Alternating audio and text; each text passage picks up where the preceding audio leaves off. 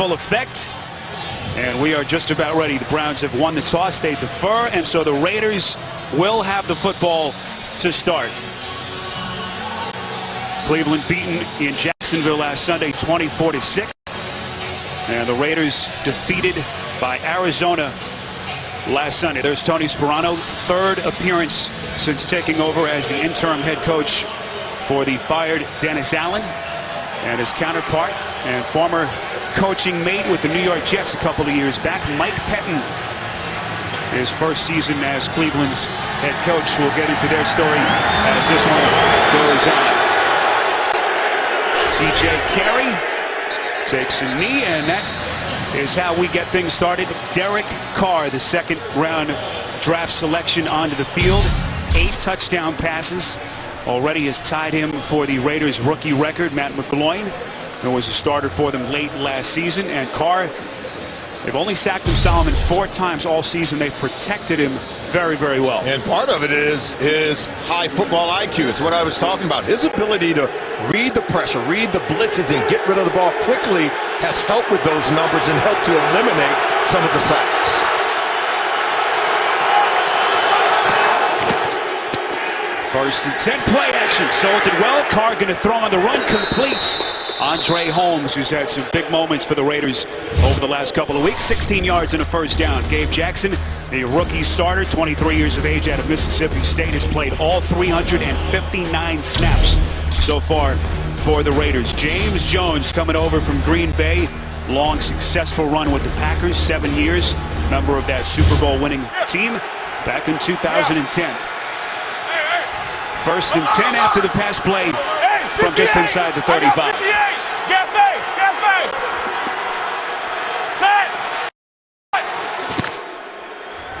Draw play, McFadden getting downhill. He's so tough to bring down. Another first down as he bulldozes his way inside Cleveland territory.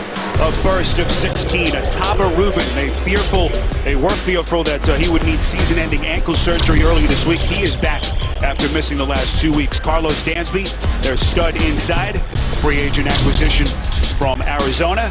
And the back end to Sean Gibson last Sunday. 2 interceptions as he leads them in that category. What a season he has had so far. 4 picks on the season. 2 plays, 2 first downs, first and 10 from the 50. Pitch to McFadden inside the 45. And Solomon, what a start for this Oakland offense. We know that the Browns defense against the run has been awful. And you can see clearly the Raiders come in here today wanting to run the football against this Cleveland Brown defense, ranked dead last at defending the run in the National Football League. They were gashed 1 week ago by the Jacksonville Jaguars, and you can see today the game plan is simple. Derek Carr wants to lean on the run game, get Darren McFadden going, and then go with the play action pass down the field. Well, the hope is that the return of Rubin would help shore up that rushing defense. Not the case early in this game. Fullback Reese in motion, second and short. Going to throw it near side. It's complete. Another first down. Kenbrell Tompkins coming over after he was claimed off waivers from the New England Patriots. 5 yards and another first down. Yeah, Tompkins just going to work right in front of Joe Hayden. Turns out, you can see ball out quickly from Derek Carr. He has the ability to throw the ball with great velocity and great accuracy. And I think he does a really good job of reading NFL defenses so early in his rookie career. It's a wildcat. Darren McFadden lines up, takes the snap, fakes the end around, hit as he releases. It's a fluttering ball, and Oakland dodges a bullet. Late penalty marker coming in. So Carr split out at the top of your picture. Let's see what the penalty is here. Looks like the defender went to hit the quarterback, who was Derek Carr, lined up as a wide receiver. The ball was up in the air. Instead of playing the ball, he went and hit Derek Carr. There is no foul in the play for pass interference. It's an incomplete pass. Second down. I think they're going to see, there he is, right here, right at the top. And you can see he's going to go out for a pass. Now watch Buster Screen. He gets back. Watch it go hit him. He grabs him. Petier going to say that this was not a catchable pass from Darren McFadden. In the Wildcat, the ball just flutters. And had Buster Screen been in position, he could have intercepted that pass. Maurice Jones-Drew into the game for the first time. High formation set behind Reese. 2nd and 10. Here's Jones-Drew, the NFL's rushing champion back in 2011, and he is going backwards. Paul Kruger getting the push off the edge. They dump him for a loss of 4. Well, Kruger does a really good job of setting the edge. And talking to Jim O'Neill, the defensive coordinator for the Cleveland Browns, look, he just wants to come up, set the edge, and turn the ball back inside. Now watch him get up the field. You can't get around the edge. Comes off, makes a tackle. Getting off blocks is going to be essential. That's what the defensive coordinator, Jim O'Neill, talked about, and you saw an example of it on that play from Paul Kruger. Carr from the gun on 3rd and 14. They protect him well, completes over the middle, well short of the first down. James Jones on the reception. Pick up only 3. And Oakland will send out its punt team. Joe Hayden on the coverage. And the Cleveland defense able to get off the field. Well, they were able to get off the field because they were able to stop the run from Darren McFadden. And now they're going to bring out the field goal team and try a long kick with Sebastian Janikowski, who's been so good. You see his long on the season of 53 yards, former Pro Bowler. And now they change their mind. Second little trick play. Quarterback is Matt Schaub. He bobbles it. Going to take a shot down the field, and it is intercepted. Picked off by guess who? It's Gibson again. Gibson still going inside the 45, inside Oakland territory, and finally brought down by Brian Leonard, the backup tight end. There is a penalty marker down right at the 50-yard line. 33 yards on the return, so Gibson, who had 2 picks last week, with an enormous early play for the Cleveland defense. Well, Matt Schaub just panicked. You know, he dropped the snap from center, and then he became disoriented and just threw the ball up for grabs, and Tashawn Gibson made him pay for it. First official pass that Schaub has thrown with the Raiders. So a couple of early gambles by Tony Sperano and the Raiders, and they backfire. There is no foul on the play for a horse collar tackle. It is Cleveland's ball. First down. Sally, you're 0-6. Why not take a chance? But boy, that one backfired right from the start. Well, I think it was a good call by the Raiders. They're in plus territory. It was poor execution by the backup quarterback, Matt Schaub. So the Cleveland Browns with their first possession. Couple of minutes in, still scoreless. Schaub picked by Gibson. Cleveland will take over next. Well, think of the top defensive backs in the NFL. Tashawn Gibson's name may not come into your mind, but it should, as you see where he stands. Most picks in the NFL over the last 2 years. So first offensive possession, short field for Hoyer. Completes his first pass. Far side, it's Andrew Hawkins. Career high 112 yards receiving, back to the pick. Let's take a look at the play. It's going to be Michael Rivera. He's going to come here all the way around, but see Schaub, he doesn't really see anyone in center field. He should see Tashawn Gibson, but he doesn't. Of the poor snap, he becomes disoriented. He loses his frame of reference, throws the ball up for grab, and look at the range. And then the ball skills of Tashawn Gibson comes down with the interception. Excellent defensive play by Gibson.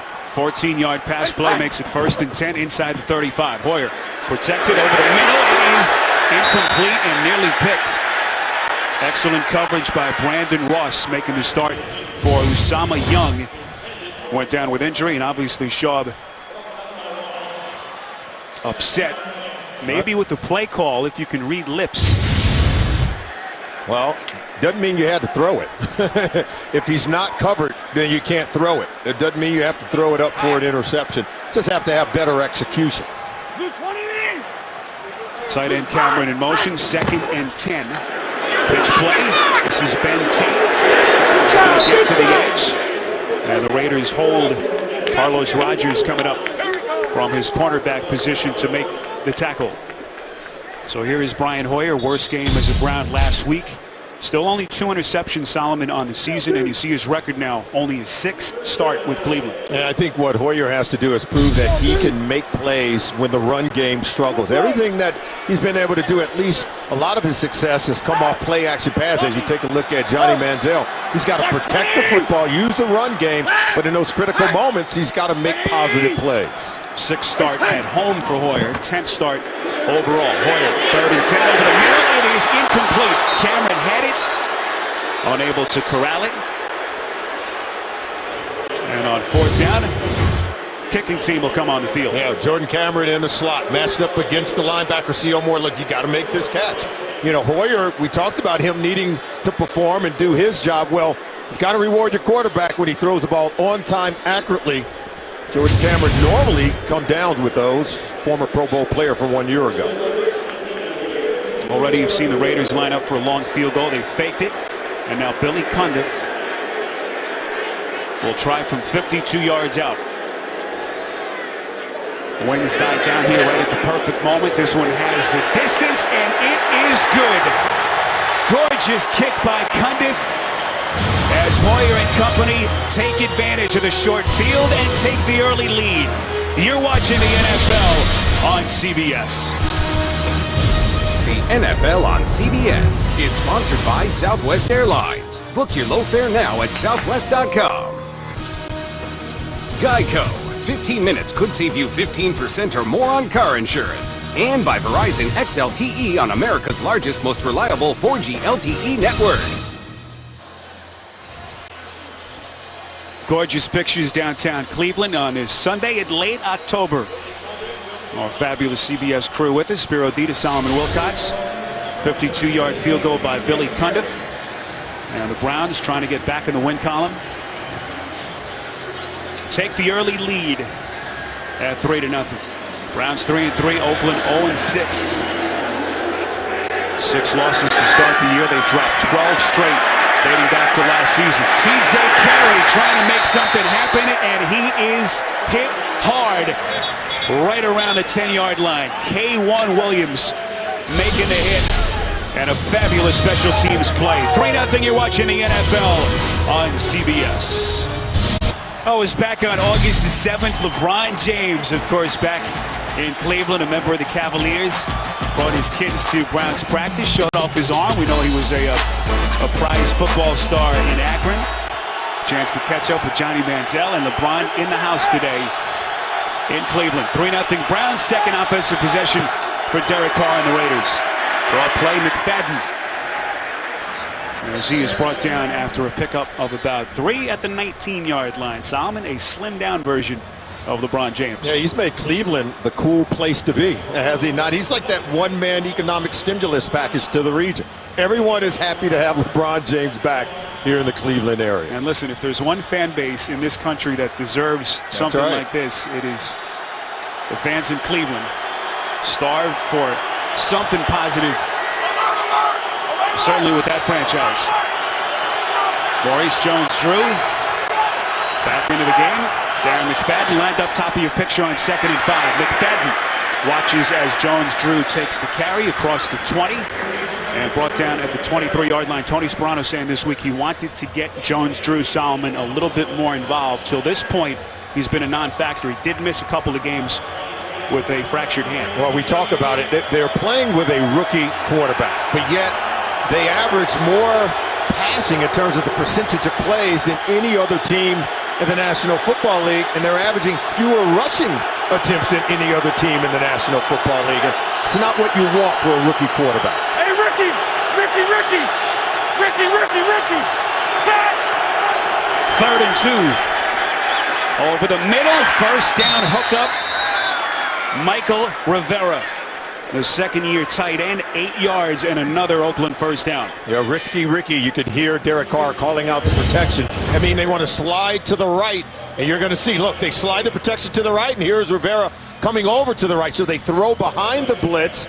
They wanted to set the protection, and I can't tell you how impressed I am with Derek Carr to be such a rookie quarterback early in his career and still having great command of his football team, great command on how to handle blitz protection so that he protects himself from getting sacked. 180!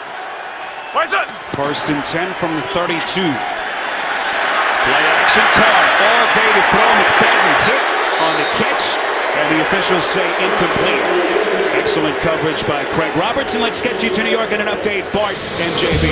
Steelers answer back. Oh, yeah, Ben Roethlisberger is going to find Marcus Wheaton on the out and up for the 18-yard TD. Pittsburgh responds 7-3. First touchdown given up by Indy in the first quarter all year. SPERO, I bet you Solomon can take LeBron James one-on-one. I don't know about that, JB. He's got a little height on me. Just a little bit. Officials want to spot the football on the opposite far side hash. Don't sell yourself short. Some hoop skills. 6'8", got a little bit hoop skills, but last I checked, he's the best on the planet, is he not? You're good for a couple of points. I appreciate your confidence. McFadden long setback. Second and 10, fake the handoff and get the pressure right in his face. He completes to Rivera nonetheless. What a play by Carr with the rusher coming right in his face. And Solomon, he hasn't had to deal with much pressure this season. Yeah, coming off that left side, his right side, the left side of the defense, he's able to get rid of it. Rivera did not catch it cleanly. Barkevius Mingo was the guy who was able to get to Carr, but had he caught it cleanly, I think he would have had a catch and run and could have gotten to the first down marker before Dante Whitner is able to get him out of bounds. What do the Raiders do here on 3rd and 1? They need to get to the 42.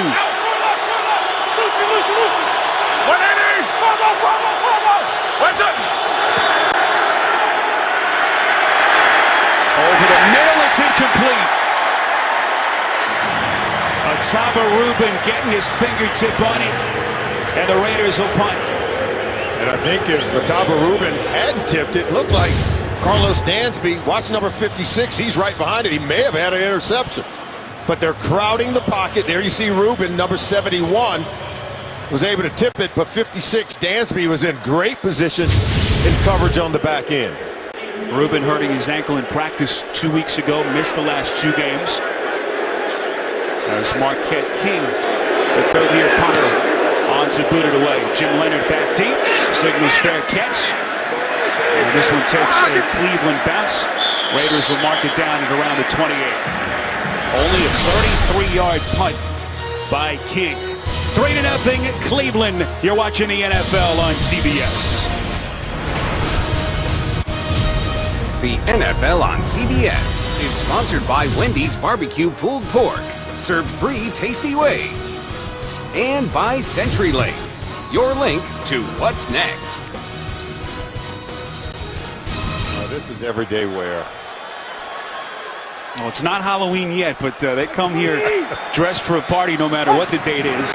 1st and 10, Hoyer in this offense back onto the field. Tate met by a silver and black wall behind the line of scrimmage as he loses a couple. Nick McDonald making his first appearance as a Browns, 2nd full game for Cleveland since the season-ending injury to their Pro Bowl center, Alex Mack. Had all kinds of issues with their line last Sunday. Andrew Hawkins, you mentioned the career-high 112 yards receiving last Sunday in the loss, is their #1 receiver. As the Browns trying to build on a 3-0 lead with just over 6 minutes left in this first quarter. Ben Tate lines up split out. Bottom of your picture on 2nd and 11.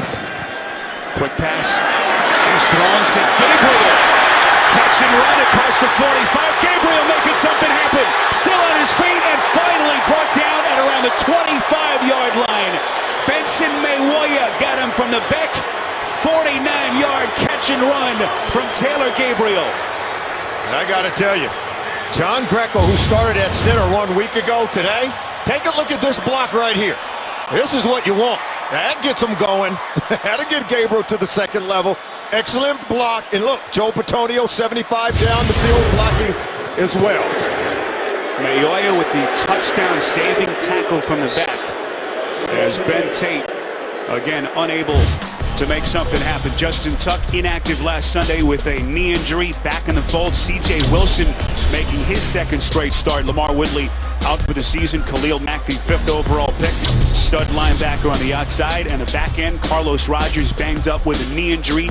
DJ Hayden, their 2nd-year corner, is active today for the first time this season. Is expected to play in a backup role. Hoyer from the gun on 2nd and 10.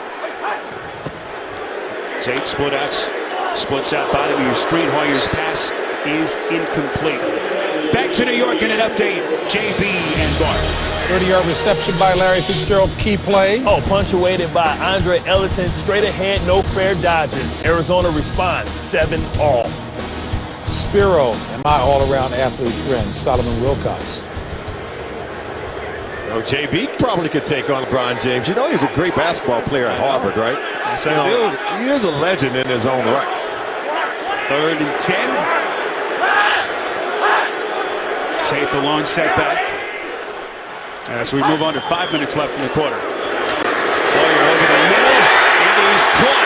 Miles Austin, penalty marker thrown a couple of feet behind where Austin caught the football. 9-yard pass play. Ron Torbert, our referee.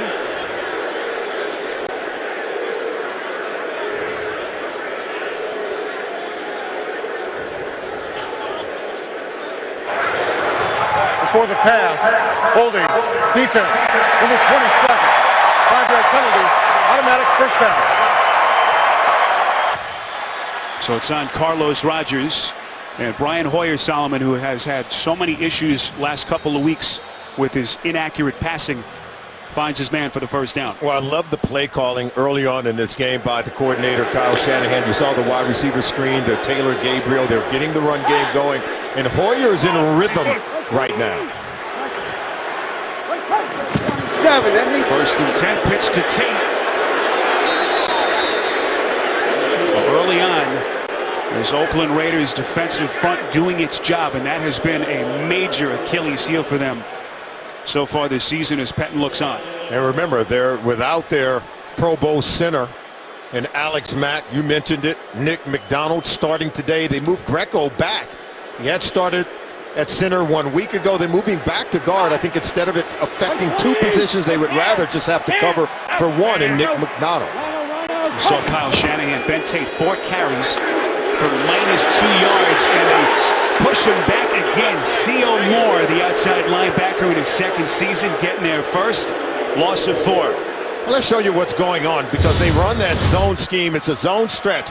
But watch how they're able to get penetration across the face of the offensive lineman. If you can get into the backfield, look at the push by the white jersey. See all the penetration? You got 3 defenders in the backfield against Ben Tate. And we talked to Tate in terms of how are you patient with this blocking scheme as opposed to wanting to attack the line of scrimmage. He said it's something that you just have to stick with as the game goes on, and hopefully we can pop one. This is where the Raiders have been especially bad on 3rd down. Here is Tate out of the backfield. Well short of the first down marker needed to get to the 9. This Oakland defense, worst 3rd down defense in the NFL since they started tracking the stat, Solly, in 1972. 52.9% of the time they allow the first down, but that time they do their job. Yeah, they're able to get off the field. You're right, 52.9%. Tony Sperano talks about it and said, hey, we need more offensive snaps, but I mean getting off the field on 3rd down defensively. Cundiff hit from 52 earlier, this time from 33. And once again, Cundiff is perfect. Early field position battle so far, won by Cleveland. Cundiff wasn't even looking. 6-0 Cleveland.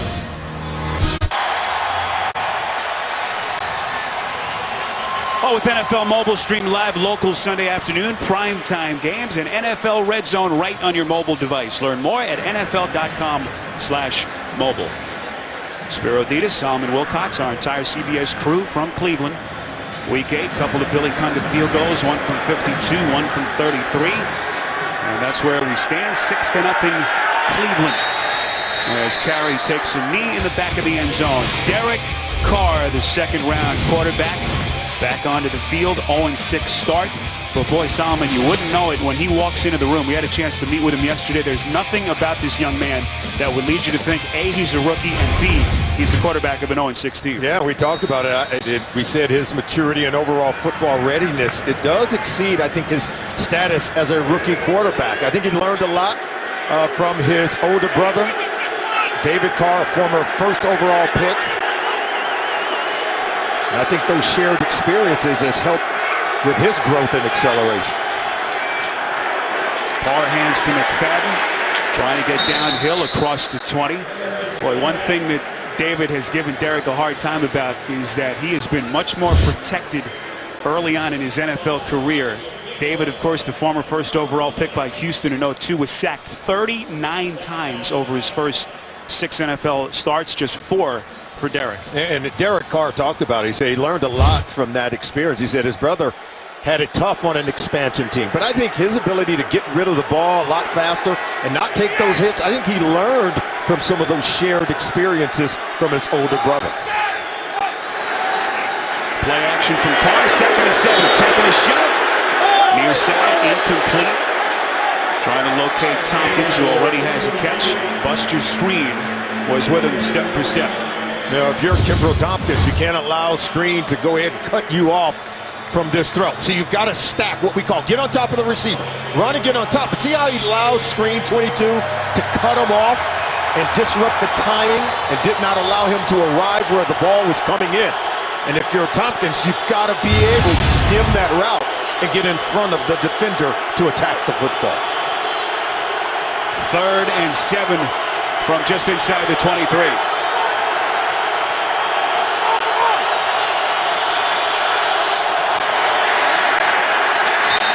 Play whistle dead. Penalty marker thrown back in the secondary. Here's trouble. Delay of game. Offense. 5-yard penalty. Still 3rd down. I think the crowd noise is starting to get in the way of the young quarterback trying to bark out signals. Clearly, the defense was disguising their intent to blitz, and it sort of delayed the process for Derek Carr, trying to set the tempo and set his protections up front. The crowd here at this stadium could get really loud, particularly in this end down where the dog pound exists. 3rd and 12 after the penalty.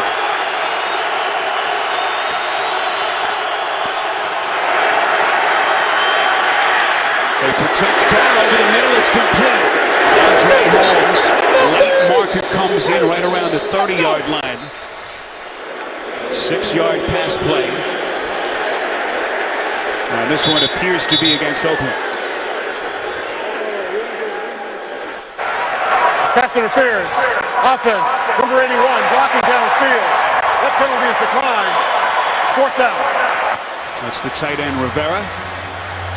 So far, Oakland offensively, Solomon unable to get anything going. Yeah, penalties have also been a problem for the Raiders.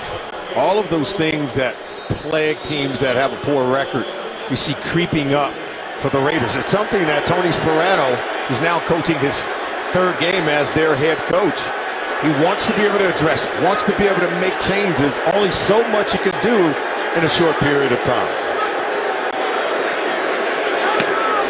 Marquette King. 2nd punt, high kick, good looking boot, fielded by Benjamin.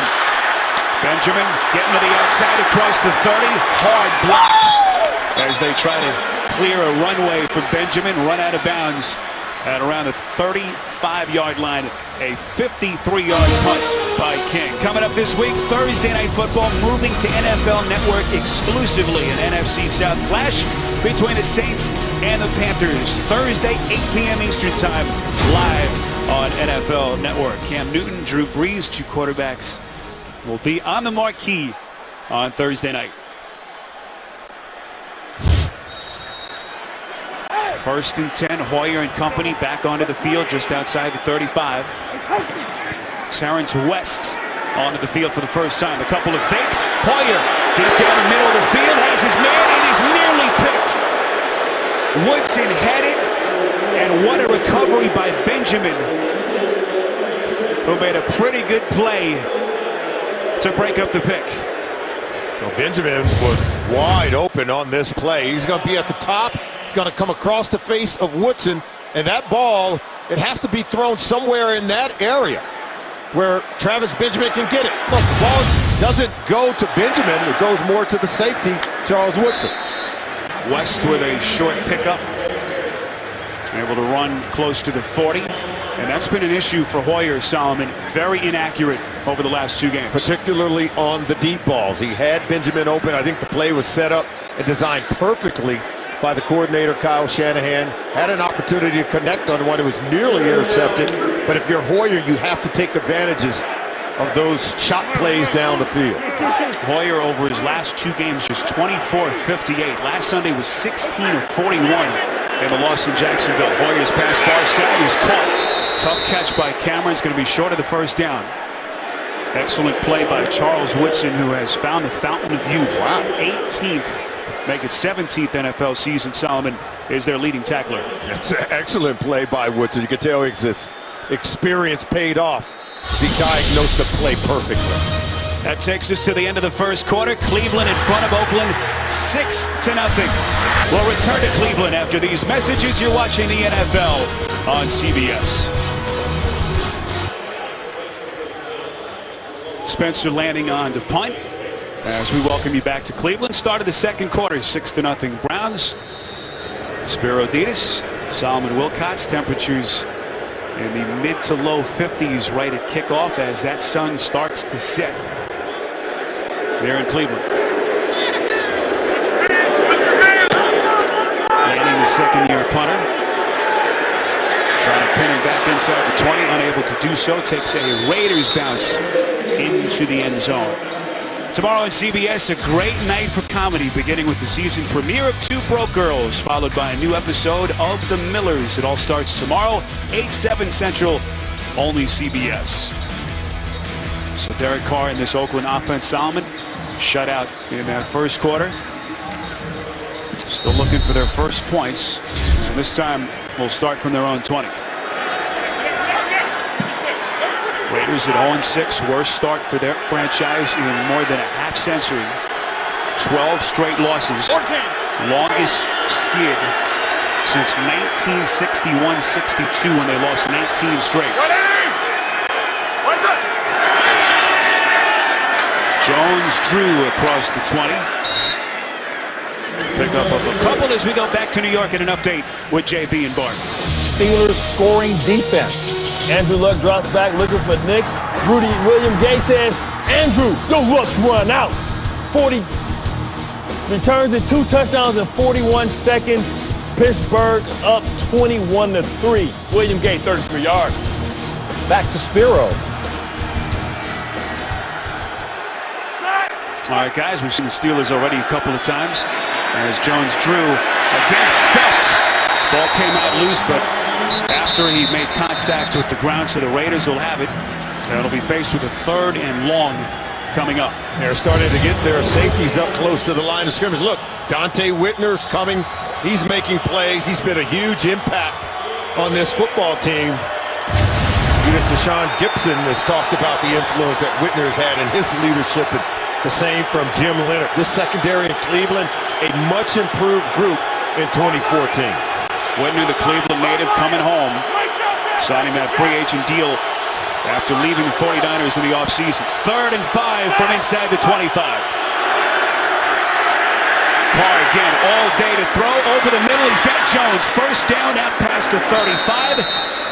As Jones quickly becoming Carr's favorite target, 13 yards and an Oakland first down. And why wouldn't he? Remember, James Jones went to San Jose State. Go ahead and roll it. You're going to see him off the right side of the screen, and he'll come across right there. See on the right side, then just a little check down for Carr, who's able to find him coming across the formation.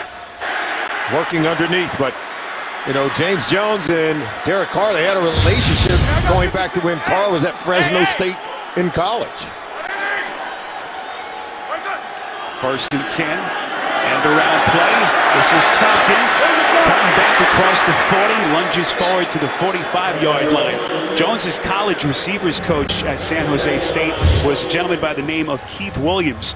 He went to Fresno State when Derek Carr was the starter there, so he invited Jones to work out with the college players, and that's when Carr was there. They would throw together, and they built a very close bond from that point on. And end up on the same team, Derek Carr's rookie season. And, you know, James Jones comes over as a free agent from Green Bay. He calls Carr Baby A-Rod, referring to Aaron Rodgers, the star quarterback in Green Bay.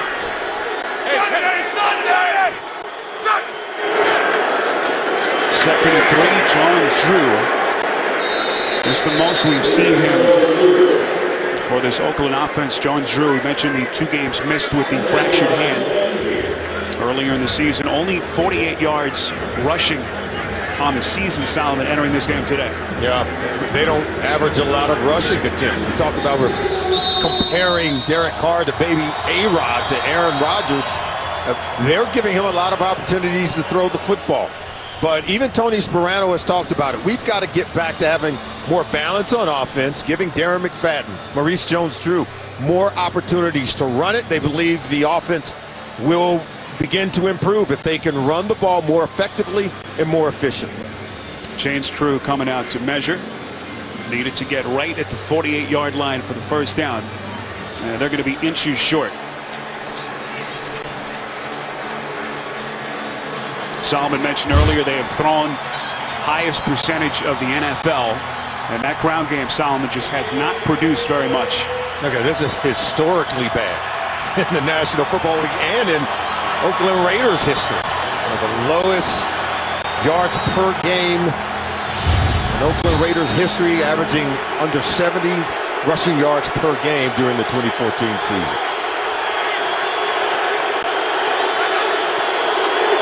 They need inches. Jameis Olawale, not sure he got it. Cleveland got the push that they wanted up front. Keep in mind, they have been the worst run defensive team in the NFL. And we'll see where the officials spot it. And they appear to be short. Had to get to the 48. I'm not sure they got back to the original line of scrimmage. And watch Whitner. He knifes in. He just creeps up into the A-gap, number 31. He's able to get to the legs of the runner and get the tackle. They don't get him blocked. They simply do not get him blocked. Well, they speak about Whitner with such deference here, as they rightfully should. 2-time Pro Bowler. They're short again. 4th and inches. Sally, what do you do here if you're Oakland?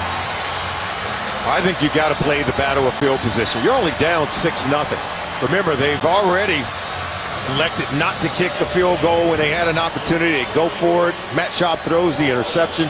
You play and try to win the battle of field position, because this Cleveland Browns offense, they haven't been red hot. Go ahead and allow your defense to try to get a stop, and maybe you can win the battle of field position here. Jim Leonard back deep from his own 10. And King on to punt. They've already faked it once. Fair catch signaled by Leonard. And catches at around his own 13-yard line. 40-yard punt from King. Browns run defense finally able to hold. Timeout. Sperano in that offensive huddle. Raiders trying to get some things figured out. As Cleveland pitching a shutout to this point. 6-0. With 11 and change left in his first half. Hoyer over the middle finds Cameron. Past the 30, first down Cleveland, 18 yards. Hoyer to the tight end, Cameron. It was a real good play-action fake. And that's how they're able to get him to the next level. Look, play fake, over the middle. Linebackers move up to the line of scrimmage, leaving an area open on the back end. Jordan able to haul that one in. Jordan Cameron from Brian Hoyer. Cameron missed the Week 2 game with a shoulder injury. First-time Pro Bowler last season, 2nd among tight ends in the NFL in receiving yards. This is West. Across the 35, falls forward at around the 37-yard line.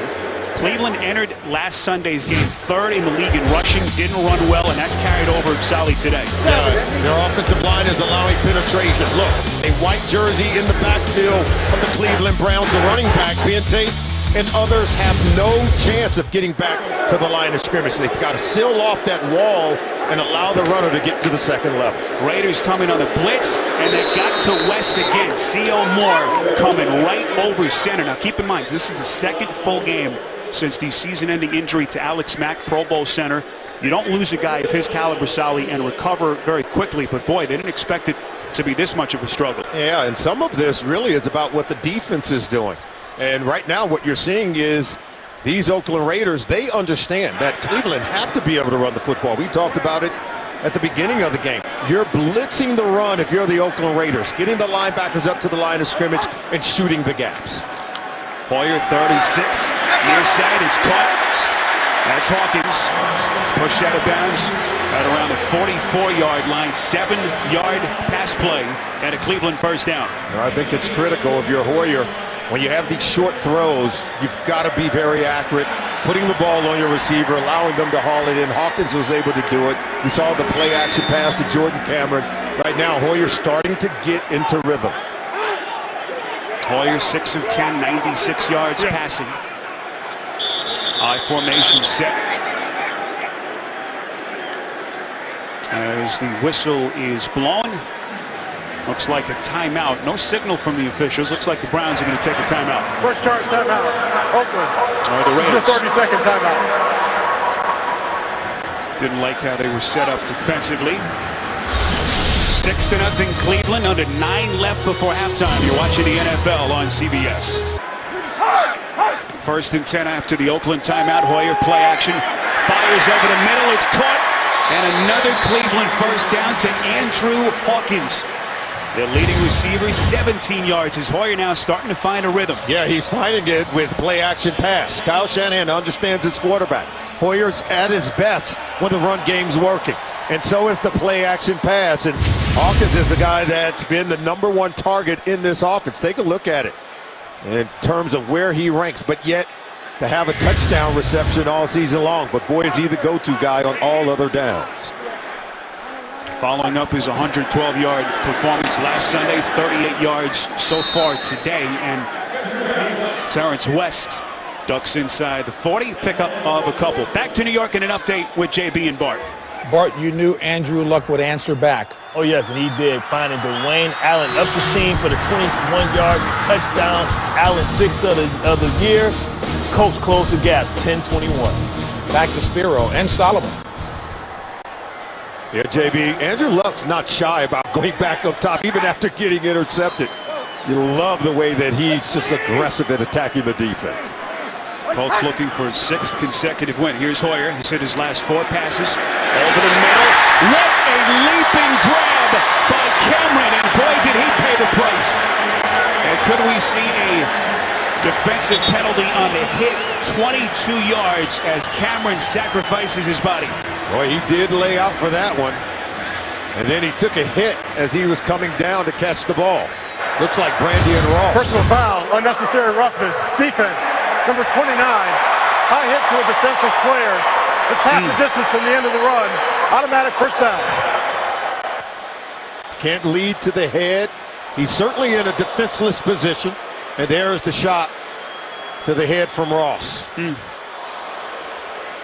Cameron, as we mentioned earlier, already missed the game this season with a shoulder injury. As the Browns trainers taking a look at their star tight end. 7:31 to play. Cleveland threatening in front, 6-0. The NFL on CBS is sponsored by Best Buy, New York Life Insurance Company, and by the all-new 2015 Acura TLX. It's that kind of thrill. Browns tight end Jordan Cameron being escorted into the Cleveland locker room. We'll try to get an update as quickly as we can. 1st and goal meantime. Browns trying to add to the 6-0 lead. West wrapped up, and they continue to struggle with that ground game. Khalil Mack, 5th overall pick in May's NFL draft, getting there first. Jordan Cameron, take another look at that hit from Ross. Right there, see to the head. That's what we've got to clean up. You know, there's a culture change in the National Football League, trying to take those collisions out of the game when a player's in that defenseless position. I think it just lends itself to better safety in the National Football League. Out play the drive. Hoyer, 2nd and goal, under pressure. Wisely threw it out of bounds. Justin Ellis was right there. I'm not sure Hoyer saw him. No, he did at the last minute because he was running for his life. Watch 78, Justin Ellis, right in his face. And see, right now, he senses, feels it. Did a good job of just getting rid of the football. He can't afford to take a sack there. And risk being knocked out of field goal position. So once you're able to roll out of the pocket, you can simply throw it away without getting the intentional grounding penalty. What does Kyle Shanahan dial up here, the 34-year-old offensive coordinator? Wow. Terrence West lines up top of your picture, and that play whistled dead before it snapped. Ball start. Offense, number 82, 5-yard penalty. Still third down. That's the tight end, Gary Barnidge, who has to come in for Cameron. And normally, Jordan Cameron would be the target of choice down inside the red zone. So good down inside the red zone at helping this offense to put touchdowns on the board. Barnidge comes in and he jumps before the ball is snapped and moves them back. But they're not afraid to go to either tight end, Barnidge or Jim Dre, if Cameron's out of the game. Third down, goal to go. Hoyer pressured over the middle. It's caught inside the 5. Gabriel to the 3-yard line. They're still short. 13-yard pass play. 4th and goal. Oh, there was a collision there. Watch number 28, Terrence West, is going to flash and knock the defender in coverage. Look, right there. He throws a block against the defender, C.O. Moore, and is able to get the receiver open on this play. That's really deemed to be an illegal block downfield on a pass play. It's a pick, and some of the Raider defenders were pointing in that direction. Chip shot from Cundiff is hit from 52 and 33. And this one automatic for Cundiff. There's a penalty marker coming in late. Busy day for the officials. Illegal formation. Offense, number 75 was lined up in the backfield. It's a 5-yard penalty. Replay 4th down. That's Joel Bitonio, their rookie phenom, at the left guard position. Yeah, Bitonio is the guard, left guard. There was no reason for him to be backed up off the line of scrimmage at the guard position. Oh, he's on that left side. He's actually lined up on the right side there, Spero. So 26-yard penalty, a 26-yard attempt after the penalty. Cundiff again. And an easy kick splits the upright. So 3 Billy Cundiff field goals are only scoring 9-0 Browns on CBS. Don't miss a moment of today's football action. The CBS Sports app now has the fastest scores. Download it now and get your scores first right on your phone. Spero DEDES, Solomon Wilcots, our entire CBS crew from Cleveland. Week 8 AFC battle, Cleveland on the strength of 3 Billy Cundiff field goals in front 9-0 with under 6 minutes left before halftime. Longest drive for Cleveland on the day, 11 plays, 78 yards. That's stalled inside the Oakland 5. Touchback for Carr. They'll have it from the 20. Still looking for their first points. The NFL on CBS is sponsored by Aflac. Ask about it at work. And by Domino's. Visit Domino's.com.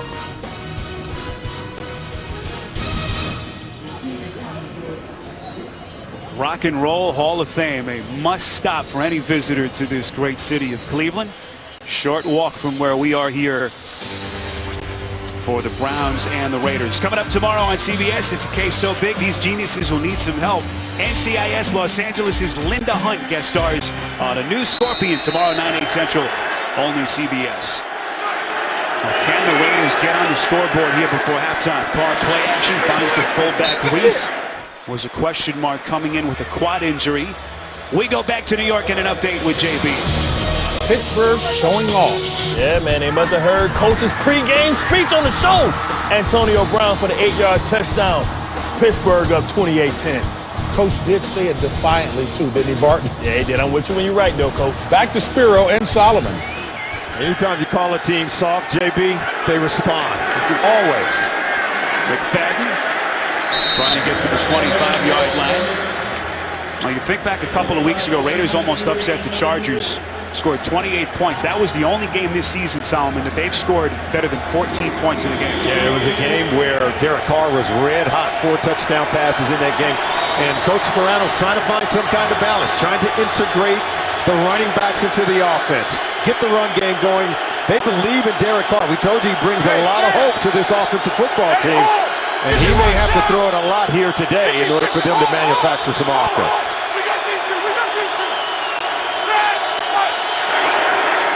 Raiders just 5 first downs, looking for one here. Carr, wobbly pass, caught by Jones. Late marker comes in from the back. 12-yard pass play if it stands. And now we await the penalty. We got a lot of flags. Almost every play. Jones still made the catch. Before the pass was thrown, holding, defense, number 23. That penalty is declined. Result of the play is a first down. James Jones matched up against Joe Hayden. Watch him separate right here. Now, I didn't see a hold. I didn't see jersey grab, but I did see, hand positioning by both players. I think that's one where you just got to let them play. Jones was still able to come away, separate, come down with the reception. Third reception for Jones, just under 30 yards. 1st and 10, play action from Carr. Flush out, finds McFadden, catches at the 40, runs out of bounds just shy of the 45. Good play by Carr under duress. Solomon, he's got such good poise for a kid his age. Yeah, and you can see also the athleticism. I asked him, I said, what part about your game you feel is natural to the NFL? He said, really, it's my arm. Now watch that. I mean, he's got a whip on him. He can get it out quickly. He can get it out accurately. But I think his overall football IQ, to be such a young player, to understand where his receivers are and locate them, his processing, I think is playing right now at a very high level. 8-yard pass play sets up a 2nd and 2 just outside the 45. Carr pump fakes, looks over the middle, has his man, and what a catch by Rivera! One-handed, over the shoulder, just short of the 30, 21 yards and a first down. This is incredible. It's just a really nice play, and I just like what I see here. He's lined up at the bottom of the screen in that trips formation, getting over the middle of the field. Look at the throw, where only Rivera has an opportunity to catch it, comes down with it. Nice throw from Carr. Rivera last season flashing brilliance at times as a rookie. Enormous play to give Oakland its best field position today. Carr on 1st and 10, they pick up the blitz, and then they don't. Only the 5th sack of Carr this season. Paul Kruger able to fight through the block.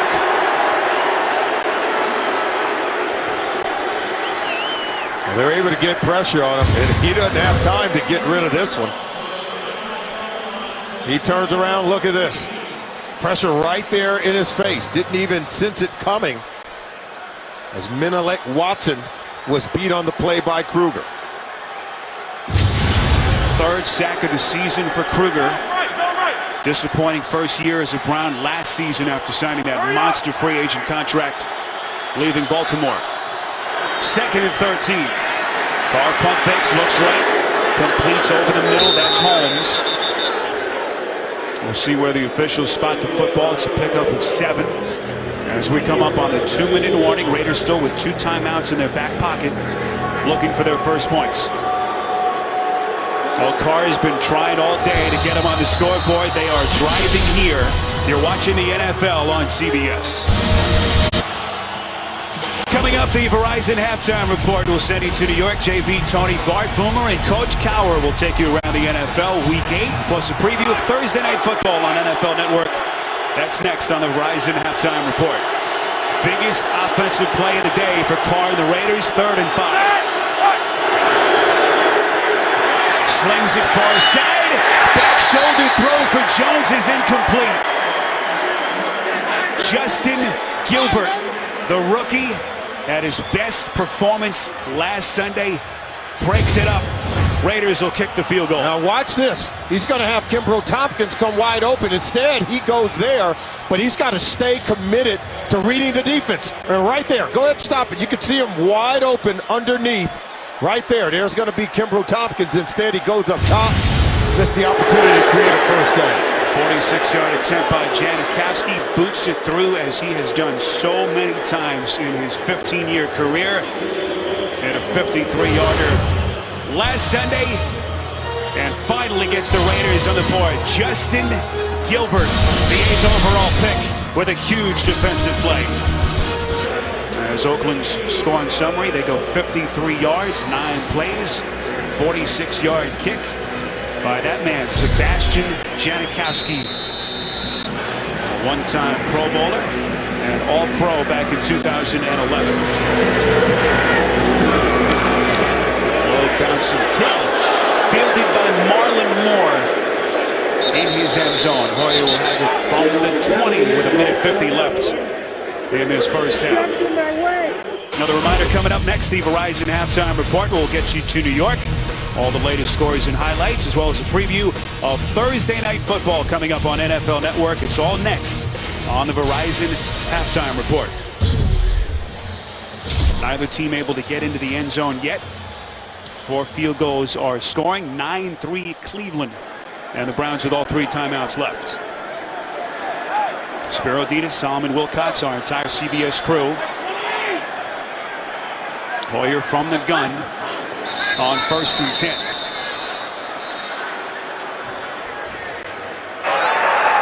Ball start. Offense, number 72. 5-yard penalty. It's still first down. That's Mitchell Schwartz, the 3rd-year tackle. And neither team can just get out of its own way. Yeah, a lot of penalties from both teams. But if you're the Cleveland Browns right now, you've got to try to manufacture some 2-minute offense, try to put points on the board before the half. Jordan Cameron still in the Cleveland locker room left as they continue to evaluate him. That one intended for his backup Barnage. And without Cameron, that is a huge piece in their passing game. Coverage by Rodgers. Yeah, Barnage on the outside coming underneath, and watch Carlos Rodgers breaks on it perfectly. Nearly had the pick. Got to be able to haul that one in defensively. These are plays that the Raiders aren't making. And that's an opportunity to come away with an interception, maybe even a pick 6, but certainly setting up your team to put more points on the board before halftime.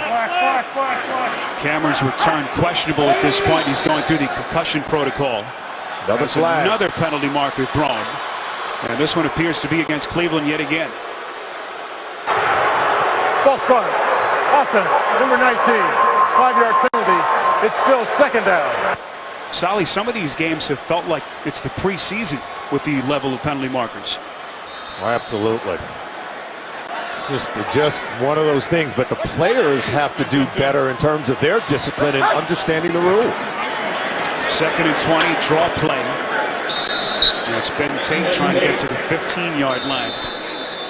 Now the Browns still have their 3 timeouts. I'm not sure they're going to take a shot here. Now the Raiders are going to use their 2nd timeout as the clock starts to become their friend in this scenario with a minute 41 remaining. There's Derek Carr. Oakland looking for its first win as they try to end this 12-game losing streak that dates back to last season. Carr trying to stay positive. Had a chance to meet with him yesterday. Just a naturally positive kind of kid. Yeah, he walked into the room. He didn't look like a guy who was quarterbacking a team that's 0-6. Very optimistic. Going to continue to learn and grow. May have another shot here. 3rd and 15. They keep it on the ground to Tate. So Carr's going to get a chance. 1 timeout for Oakland. A minute 35 to play. And now the Raiders winning the battle of field position. They'll take their final timeout. Well, when was the last time the Raiders won a football game? You have to go all the way back to week 11 of last season. Matt McGloin, currently listed as their 3rd quarterback, 3 touchdown passes in his first career start. As they defeated the Houston Texans 28-23, they have not won since. Longest losing streak since 1961-62.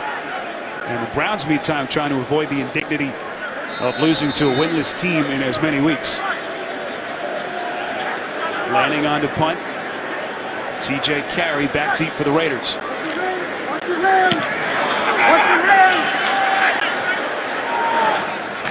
Carey he's going to play it. Cuts back, up the far side, breaks the tackle, and dragged down at around the 38-yard line. 50-yard punt from Lanning, and a return of 8. So let's see what Carr does in this scenario. No timeouts for the Raiders. At a minute 24 remaining. Well, we saw him move the ball on the previous possession, and they were able to do it without really running the football. It was just real good reads from Derek Carr, throwing the ball over the middle of the field, getting the ball out of his hands very quickly. So someone's going to have to win on the outside one-on-one. We saw it from James Jones matched up against Joe Hayden. Some of the other receivers also are going to have to begin to win their one-on-one matchups. Hard man. Hey, 51's down. Hard man.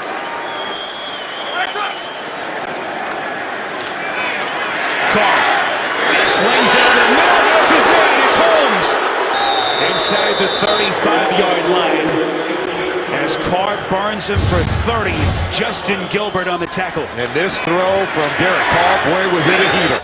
You can see the arm strength as he hit Holmes in stride, matched up against the rookie corner Gilbert, winning that one-on-one battle we talked about. Off. Let's go. See Carr's numbers already in the range of Janikowski. Precious seconds coming off the clock. Raiders are out of timeouts. Draw play. They didn't get it off in time. Carr took a bit too much time trying to set the protection, trying to read the defense. Sally, you have to be so careful here without any timeouts remaining. Ball start. Offense. Number 89. It's a 5-yard penalty. Still first down. By rule, this penalty requires a 10-second runoff. Please set the game clock to 34 seconds, please. 34 seconds. The reason why you want that runoff, simply because you don't want the penalty to stop the clock and give them an opportunity to set the offense. So they're going to run off 10 seconds. James Jones jumped. That brings us down to 34 seconds left. Again, no timeouts for Oakland. 1st and 15. Carr, back shoulder throw. What a catch! Kenbrell Tompkins reaching back for it right at the marker. Clock continues to run. 16-yard pass play. Carr scurries into the line of scrimmage. Will throw it to the turf, stop the clock at 18 yards. What a catch by the former Patriot Tompkins. Yeah, we said someone's going to have to start winning some one-on-one battles. Matched up against Hayden. Look at this. One-hand grab on the back shoulder throw. One of the more difficult plays to defend against. Even with Hayden draped all over him, Tompkins able to haul it in with that backhand, making the one-hand reception. Magic trick by Tompkins gives him a 2nd and 10. They mark it just outside the 22. No timeouts for Oakland. Have to be awfully careful here. Carr, short pass over the middle. They'll have to hurry to the line of scrimmage. Now they got to spike it. They got to spike it. Carr telling him to just relax. Gets him to the line of scrimmage. 2 seconds left, and here comes Sebastian Janikowski. And even there, small example of Carr not panicking in that situation. We told you he's more advanced, and Tompkins was getting up complaining, and he was the guy that really needed to get up to the line of scrimmage and get set. You can see the rookie quarterback is more experienced than some of the other guys in the huddle. 38-yard attempt from Janikowski, hit earlier from 46. Seabass's kick perfectly through the uprights. 5 field goals, the story in this first half. As that takes us to the intermission, Oakland 6 unanswered points, 9-6 Cleveland in front at halftime. We'll be back with a Verizon halftime report after this message and a word from your local station. You're watching the NFL on CBS.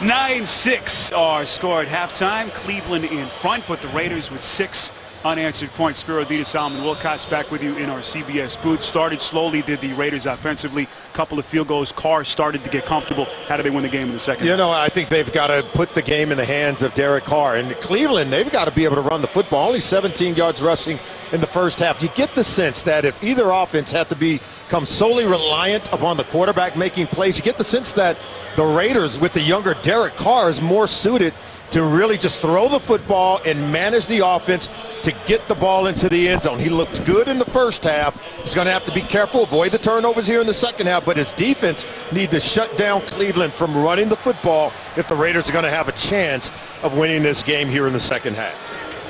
Big injury note for the Browns. Jordan Cameron, concussion. His day is over. Solomon, as we take a look at the first half numbers. Jankowski boots it away.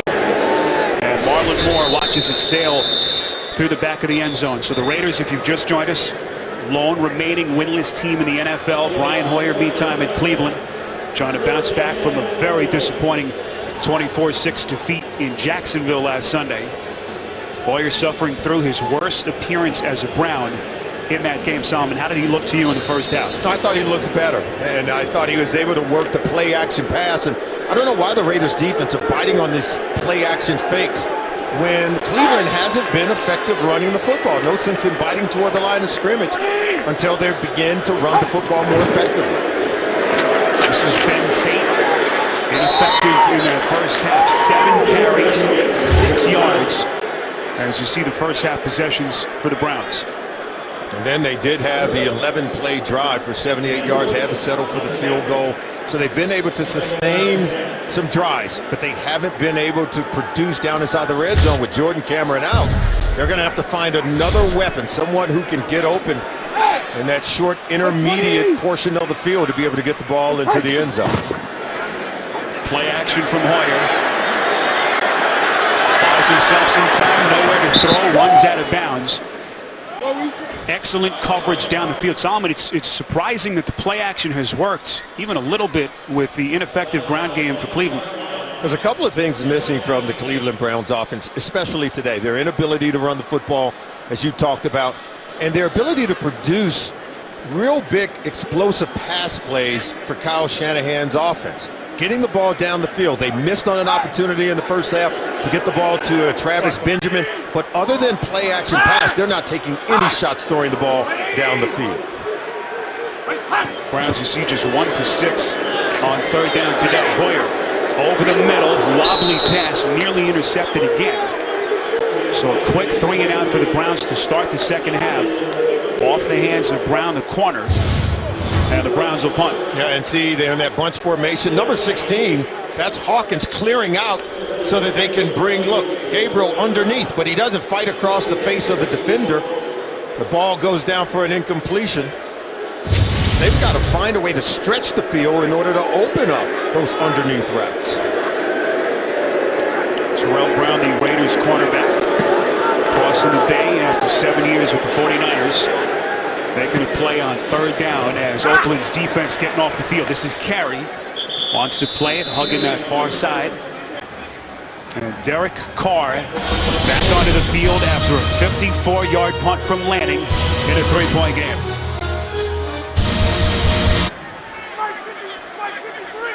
Sun's starting to set here over Lake Erie.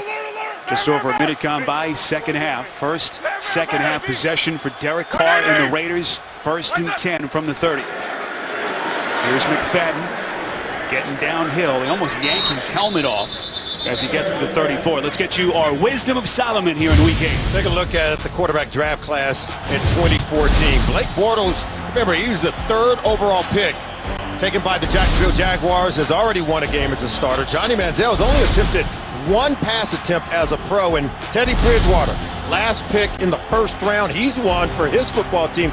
Derek Carr was taken in the 2nd round, has yet to get a win. 3 of the 4 guys that I've just mentioned have started a game so far this year, at least in the first month of the season, except for Johnny Manziel. Quick screen pass to Jones, getting close to the 35-yard line. As we see what the tail of tape has looked like, Manziel basically has been a decoy to this point. Yeah, he was taken with the 22nd overall pick. The Browns actually passed on Derek Carr, but you can see the productivity is drastically different for both guys right now. Johnny Manziel simply has not had the opportunity that's been provided to Derek Carr. He's down. 56 to Mike. 3rd and 5 from inside the 35.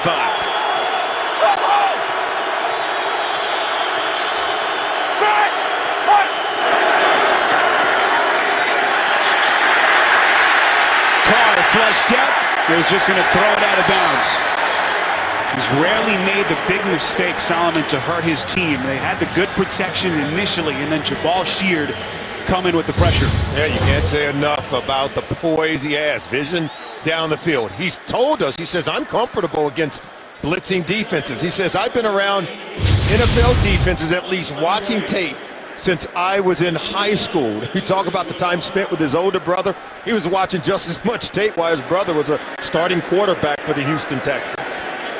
He said recognizing blitz patterns, something that he is most proud of, something he's most comfortable with.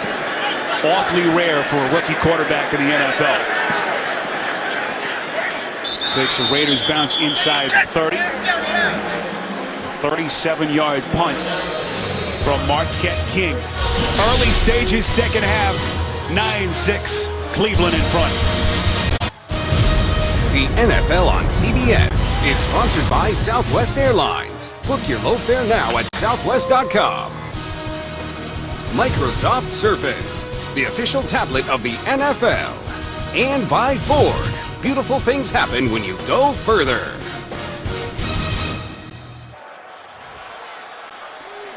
Beautiful sunset over Lake Erie. Temperatures now starting to drop to right around 50 degrees.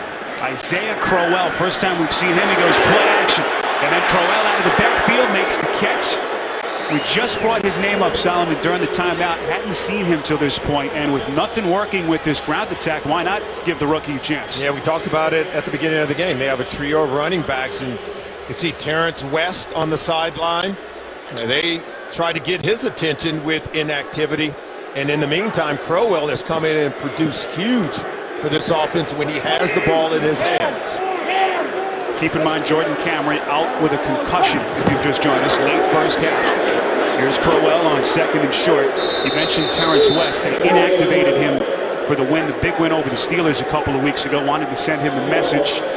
Felt like when he wasn't getting the ball, Solomon, he wasn't giving Pettin everything he wanted. Yeah, sometimes as a running back, you got to learn to be a good player when the ball isn't in your hands. What does that look like? How about blocking for the other guy when he's running it? How about pass protection? Doing the little things in an offense, and they got his attention with the inactivity because they were still able to run the ball even though he was inactive. Against Pittsburgh, the other guys ran the ball very well in the game they won without Terrence West. Hoyer hit on the release, incomplete. Khalil Mack coming right from the edge, and the 5th overall pick in the last NFL draft, making a huge defensive play. Take a look, he's going to shoot the gap. Going to get into the face of Hoyer, forcing the early and errant throw. Quarterback pressure provided by the rookie linebacker from the University of Buffalo. Mack very quickly and already has become their best run defender. That time making it happen as a rusher off the edge. Lanning had a huge 50-yard punt earlier. TJ Carey standing back deep inside his own 20. Fair catch signal. Carey catches at the 22-yard line. 41-yard punt from Lanning as Derek Carr comes back onto the field. Raiders down 3. You're watching the NFL on CBS.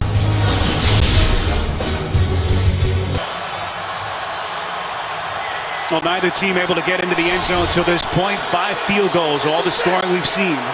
9-6 as the Raiders' second-round draft choice, Derek Carr, back onto the field. 1st and 10 from the 22. Pitch to McFadden, cuts back, and a quick defensive recovery by Carlos Dansby as we get a late penalty marker. 3-yard run by McFadden.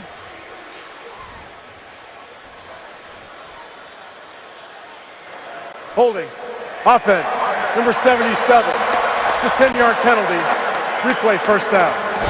Sally's been that kind of day for this Oakland offense. Absolutely. One mistake after another. There's the interception thrown by Matt Schaub on the big field goal. They were stuffed on 4th and 1, and then not protecting the quarterback, forcing him to just throw it away or eat it. One thing after another for Tony Sperano. Trying to change the team, trying to change the culture, trying to help the Raiders get their first win of the 2014 season. 6 losses to start the year. 12 straight defeats dating back to last season. Empty backfield, McFadden, bottom of your picture, split out. Carr leveled. Ball is loose. It was Paul Kruger who had the sack earlier. Looks like the Raiders have recovered the football. Was Newski able to fall on it? So Carr, who has not had to deal with a lot of pressure this season, never saw Kruger coming. Yeah, there's Kruger right there. Look, see, he's looking clear to the other side. And what did Sperano tell us? No free runners to the quarterback. Now, this is as free as it gets. They left Kruger unblocked. It was one of the things they talked about. Look, the right tackle, Khalid Barnes, had no business double teaming down to the inside. He's got a fan to the right and pick up Kruger. And now the fans of this great football city making themselves heard. Raiders forced to burn their first timeout. And you saw Carr's reaction, Solomon, after that sack. Boy, he felt that stick from Kruger. Yeah, because Khalid Barnes, he expected the right tackle to do his job and pick up Kruger. The one thing that Sperano talked about is when we met with him yesterday, no free runners to our quarterback. He knows that's what Mike Pettin wants to do. He and Mike Pettin coached on the same staff under Rex Ryan with the New York Jets. They had battles in practice. They would go over some of these same things. He knows exactly what's in the mind of Mike Pettin. Sperano knows you've got to protect and block every single guy on the line of scrimmage. The right tackle, Khalid Barnes, allowed the free runner to get to the quarterback, Derek Carr.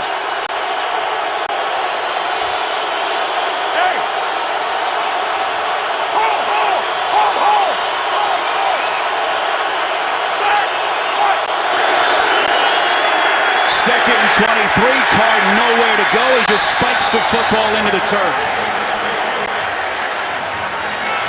Now this play was dead on arrival. DOA. Carr is smart to just get rid of it. He was not going to take a sack, not going to be tackled in his own end zone. They were trying to get, look, go ahead, they're going to roll out to the right. And look, see, they don't even get anyone out to that side. No one's open. No one even came out to run the route. So Carr's going to spike it and live to fight another day. Not many plays in the book for 3rd and 23. That's exactly right, Spero. This is 3rd and forever. Play clock down to 0. You saw Carr trying to get the attention of Wisniewski, who never heard him because of the crowd noise. Snap, delay of game, offense, half the distance to the goal, still 3rd down. And center, an experienced center like Wisniewski, he also has to watch the clock because it's a silent count. He's got to be able to see the clock. See, he's got to be able to snap that ball when Carr expects it. So he's like the quarterback of the offensive line. He's got to be more buttoned up in understanding the time clock. Raiders in this situation just hoping not to make a drastic mistake on 3rd and 28. Draw play, McFadden trying to pick up any positive yardage he can. He's out past the 10. Taking some tacklers with him on his back. 9 yards on the ground as Marquette King and the Raiders punt team onto the field. And why do you run it there, Spero? Simply because you can see things are kind of getting a little bit out of hand. The offensive line a little bit out of kilter. The chemistry is shaking just a little bit. As you can see, Sperano yelling at his offensive lineman. So now you just run it, calm the team down, create room to get a clean punt off. That's why you want to run it on that 3rd down punt. Travis Benjamin, who lost his punt return job earlier in the season after a couple of fumbles, back in that role today. Fielding from his own 37. Benjamin cutting back, cuts back again. Excellent coverage. Football comes loose. A pile ensues at the 30. Who's got the football? It was Jameis Olawale who jarred it loose, but the Cleveland Browns fall on the football. Wow, they are lucky. Benjamin trying to make something happen after the 51-yard punt from King. Stay with us. The NFL on CBS is sponsored by TD Ameritrade. And by Dumb and Dumber 2, starring Jim Carrey and Jeff Daniels. In theaters November 14th.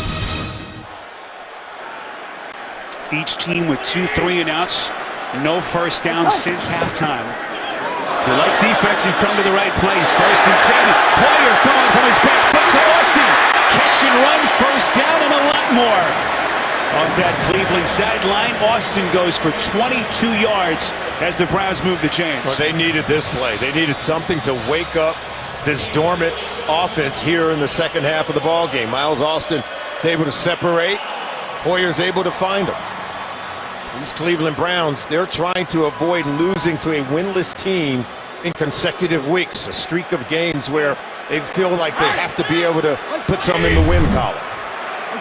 Only a game out of first place entering today in the AFC North. Pitch play, West going backwards. So they lose one. It'll be 2nd and long coming up. And you see the critical 3-game stretch coming up. The loss last Sunday. They have to play Tampa Bay next week. And this is a critical stretch, Solomon, where they have to gain some ground. Entering that stretch, those 3 teams had 1 win combined between the 3 of them. And then they lose to Jacksonville last week. High snap, Hoyer fielding over the middle. It's incomplete. Off the hands of Benjamin, who just fumbled the punt a moment ago. And what does Kyle Shanahan dial up here on 3rd and 11? And I want to go back, because how important is it for Cleveland to emerge as a winner? As we take a look at Kyle Shanahan trying to draw up those plays. Remember, they lost last week to a winless Jacksonville team playing with a rookie quarterback. And now they're playing another winless team in the Oakland Raiders playing with yet a rookie quarterback. If you're Mike Pettin, you're the Cleveland Browns, you got to at least come into these games feeling like, hey, we've got to be able to take advantage of those opportunities.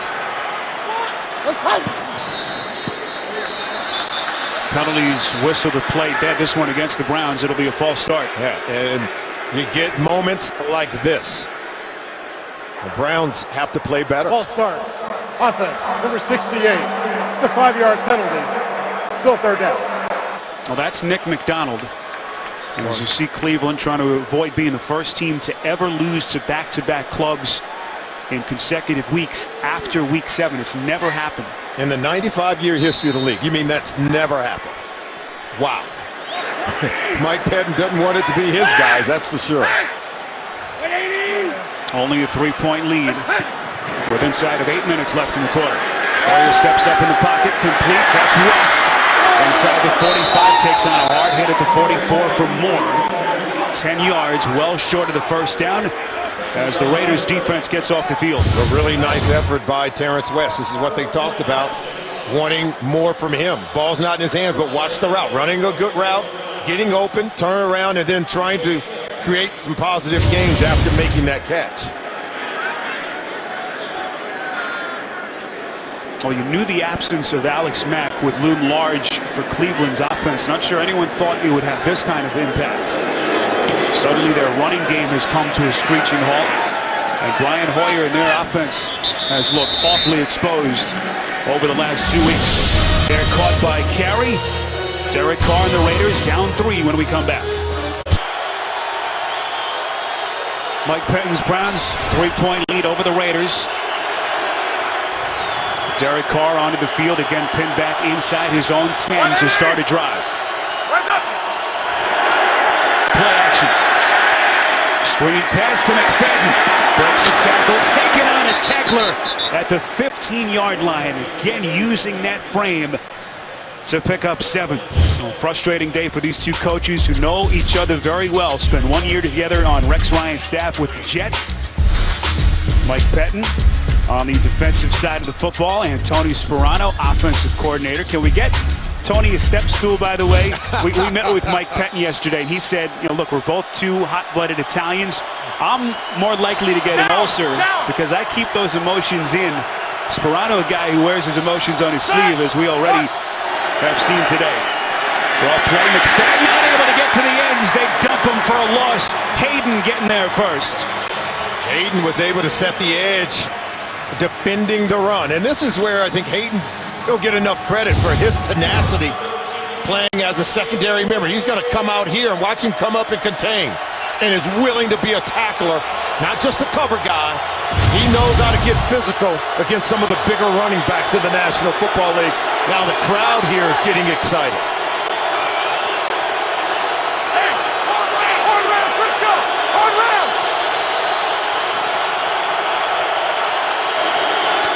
Third and 6.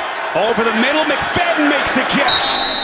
Had Kirksey draped all over him. McFadden, the first down reception, 10 yards through the air. And how about Carr, understanding he felt he had a matchup advantage. Kirksey, the linebacker against McFadden, who gets across the face of the defender.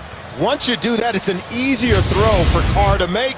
And what a catch from Darren McFadden, with Kirksey providing, I think, really good coverage. As you said, he was draped all over him. Hey, 56! Hey, 408. Maurice Jones-Drew giving McFadden a blow. Tompkins in motion on 1st and 10. Here's Jones-Drew, just trying to get back to the line of scrimmage. Craig Robertson, the inside linebacker, in on the tackle. Back to New York in an update with JB and Bart. What has gotten into Roethlisberger? I don't know, but they got 11 in Pittsburgh. He finds Martavius Bryant for the 2-yard touchdown pass. I set up for a 49-yard pass by old reliable Heath Miller. Pittsburgh up 42-20. SPERO and Solly, I think they're reacting to Coach Cowher calling them soft. Back to SPERO and Solly. Hey, JB, with those uniforms, you can't call any of those Steelers soft. See the standings in the AFC North. Browns starting the day just a game back in the loss column. Carr play action, 2nd and 9. Good coverage down the field. Carr throws it. Has a man. It's Reese. Wide open with the over-the-shoulder catch. 19 yards and an Oakland first down. And again, the arm strength of Carr on display. Look, there's Reese right there. He's going to come all out of the backfield. He'll just be sitting and waiting. Wide open. Look at him. Comes out. They drop coverage to ball. Sheard's got to go ahead and stay with him. And he does it. And Reese is able to not only catch it, but pick up a first down. What about the awareness of Derek Carr to find him? Harder throw than it looks. Across his body, off of his back foot. 1st and 10. Carr kind of stumbled on the release that time. Looking for Jones. It'll be 2nd and 10. They were anticipating that back shoulder throw to James Jones. But here's a guy, look, vision down the field. He gets rid of the ball quick, even with pressure coming in his face. Solly, the one common denominator between these two very proud franchises is their really eternal search for a quarterback. It's been a rough day for the offenses, but really fascinating to see how they kind of navigate their way through here and finish. Carr for Oakland and Hoyer for Cleveland. 2nd and 10. McFadden. Physical game continues and gets to the 45-yard line. We talked about the eternal search for a quarterback. It's been a long time. They've been searching for quite some time, haven't they? 21 starting quarterbacks for the Raiders since 1998. Cleveland right behind them. Both hopeful that they finally have their guys. Hoyer hopelessly looking on. It's been a struggle. There's Johnny Manziel, the 22nd overall pick. And now Carr on 3rd and 8 with his Raiders down 3. Blitz coming. Carr has his man wide open. It's Tompkins. Most extensive action for Tompkins since coming over from New England. First down, 11-yard pass play. Yeah, what they're going to do, look, they clear out, and then he comes right underneath. Right there, wide open, and Carr finds him right away. Doesn't waste any time, no hesitation in ripping that ball out to Tompkins and creating the first down. Released by New England on October the 4th, debuted for Oakland in Week 6 against the Chargers. Did not have a reception before today for Oakland. You can see how efficient Derek Carr has been on this drive. Ninth play of the drive, McFadden gets inside the 40. Talked to Carlos Dansby yesterday, and he talked about the running style of McFadden. Says he's a downhill guy, and once he gets going, Solomon, very, very difficult to bring him down at 6'1", 220. And right now, you just get a sense that this Oakland Raider football team, they're starting to gained some momentum. They're starting to move the ball, and Carr is becoming much more efficient in terms of throwing the ball, finding the open receiver, and playing very well here on the road in the second half. Oakland looking for its first win since week 11 of last season. 2nd and 5, little quick slant. That's caught Denarius Moore, his first reception today. Only his 11th of the season. As we move under 2 minutes left in the quarter. Very tough to get pressure on the rookie quarterback when he's throwing the ball very quick. He's got a good feel for the pass rush, as he told us. And the ball is coming out really quick before this defensive line, which had been decimated by injury, SPERO. And Barkevius Mingo, he's yet to be able to get to the quarterback.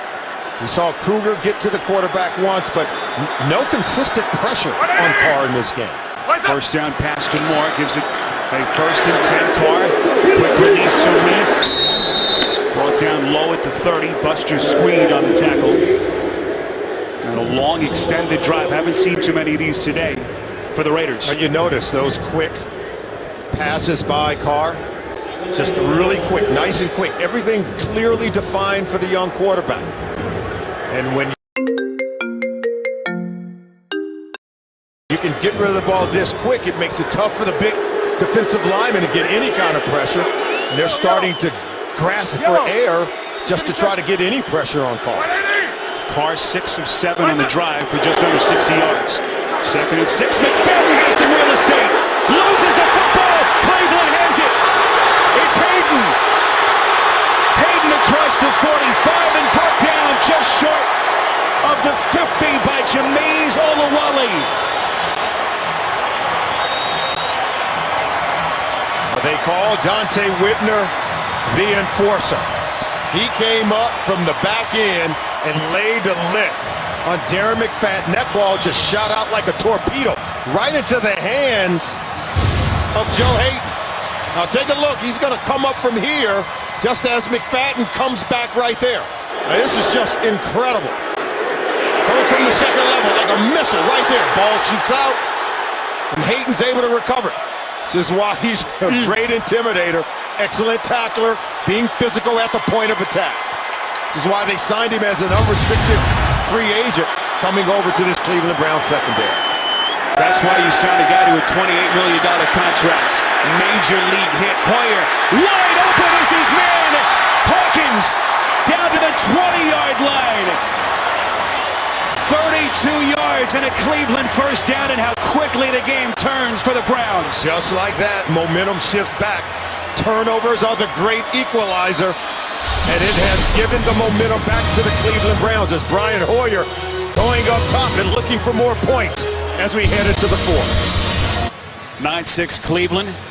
Browns in front. Raiders were driving potentially for what could have been their first lead, but McFadden fumbles on a major league hit by Dante Whitner. And now Hoyer has the Browns knocking on the door. Tight end making a huge catch. It's Jim Dre right to the goal line. Looks like they'll mark him out back at the 5. 16 yards. And a Browns first down. It'll be 1st and goal. And Hoyer takes one for the team here. He gets it right in the chops. Right there by Khalil Mack, but not before he gets rid of the ball to Jim Dre. Coming out, releasing as the outlet, able to make the catch and get it inside the 5-yard line. Here's State, bouncing to the outside, picks up a couple. Keep in mind, if you've just joined us, the Pro Bowl tight end for Cleveland, Jordan Cameron, lost in the second quarter to a concussion. So we've seen Barnage and Dre as Cleveland, Solomon trying to get some breathing room on the scoreboard. And Cleveland has struggled down inside the red zone. They did last week against Jacksonville. They've struggled even in this game, where they've yet to come away with a touchdown, having to settle for 3 field goals. And so they've got to be able to turn this possession down inside the red zone into points in the form of a touchdown.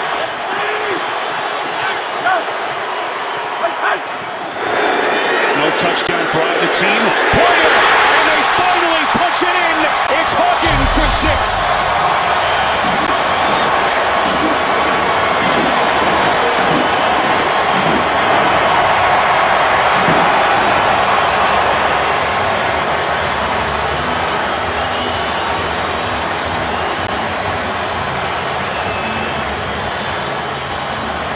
So the McFadden fumble leads to the Cleveland touchdown, 4 yards to Hawkins. Oh, look, he's just going to come right off and shoot to that pylon. Nice throw, great awareness by Hoyer, finding the open Andrew Hawkins. 2-possession lead for Cleveland, point after by Cundiff. And just like that, 10-point lead for the Cleveland Browns. All made possible by the all-star hit by Dante Whitner. Ferocious. You're watching the NFL on CBS. First touchdown as a Cleveland Brown for Andrew Hawkins. Only the 5th of his career and first Solomon since 2012. Came in as their leading receiver in terms of receptions and yards. As you mentioned, had yet to have one for a touchdown. So it's good to see him be able to replace Jordan Cameron as a red zone weapon. Long kick fielded by Carey, back in the end zone for Oakland. Week 8 continues with Sunday Night Football tonight, 8:30 Eastern, Green Bay, New Orleans on NBC. And then tomorrow, Monday Night Football on ESPN, NFC East battle between Washington and Dallas. Well, Derek Carr had him driving earlier before the McFadden fumble. And the turnover is now becoming a major storyline, with the Raiders down 10 early stages of the 4th. 56! Oakland had to burn a timeout earlier. How does the rookie perform under this set of circumstances on the road in Cleveland?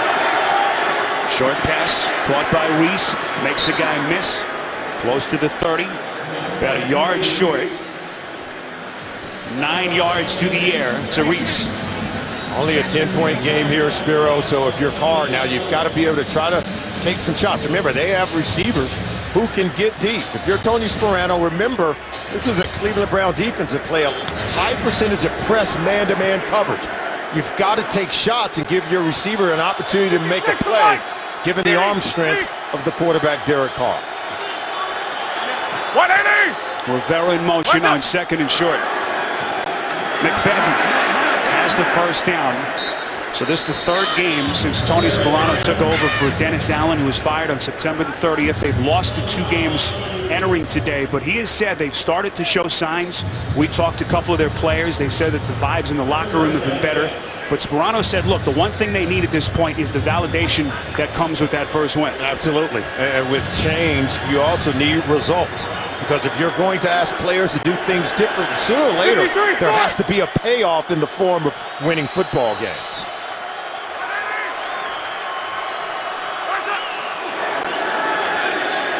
Carr slings it far side. What a catch! Andre Holmes will get a penalty marker. 16 yards if it stands. Pass interference. Offense. Number 18. Replay. First down. OPI, so when the offensive player, if he initiates contact to push the defender, that's what the official's looking to right there. And I think that's what they're going to call. They're saying that Holmes initiated contact to get separation from Joe Hayden. So a 16-yard gain turns into a 1st and 20. But if you're Carr and if you're the Raiders, those are the opportunities you're looking for. One-on-one down the field and take a shot when you see one-on-one coverage. And fake the draw to McFadden. Reese losing yardage after the catch to Sean Gibson, who is coming on and has had some kind of a stretch for Mike Pettin in this defense. Don't you just enjoy watching Tashawn Gibson grow and become the player he is? Even when we talked about it, he gave a lot of credit to Dante Whitner for being a tenacious player, tackling like that, if you will. He said he learned a lot from the veteran Jim Leonard in terms of the overall football IQ to make plays on the ball. But Tashawn Gibson, he's developing into the complete package that you want in a safety. 3 picks in the last 2 games, 5 to lead the NFL this season. Carr, 2nd and 21, airs it out near side, incomplete. Looking for Tompkins. Once again, you know, Carr said it. He says, Even if it's Joe Hayden, he respects Joe Hayden, but he said, if I get the one-on-one opportunity, I'm going to give my receiver a chance to make a play. And, you know, Kimbrough Tompkins does have to do a better job of not getting cut off by the defender. We saw him get cut off earlier by Buster Screen. That time, Joe Hayden did a wonderful job of cutting him off and not allowing free access down the field. We got 56.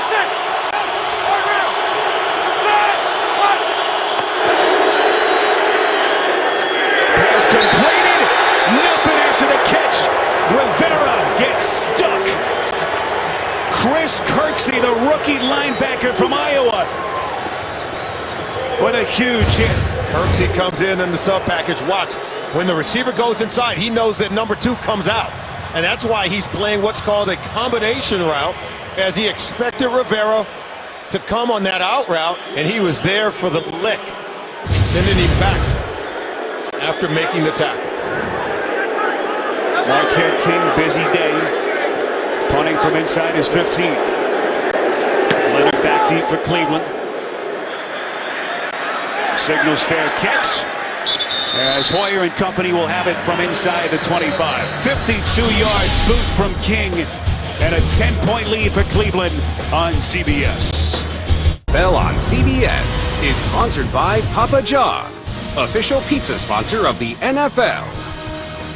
Toyota Care, scheduled maintenance, no cost. And by Bud Light, who reminds fans to stay in the game and drink responsibly.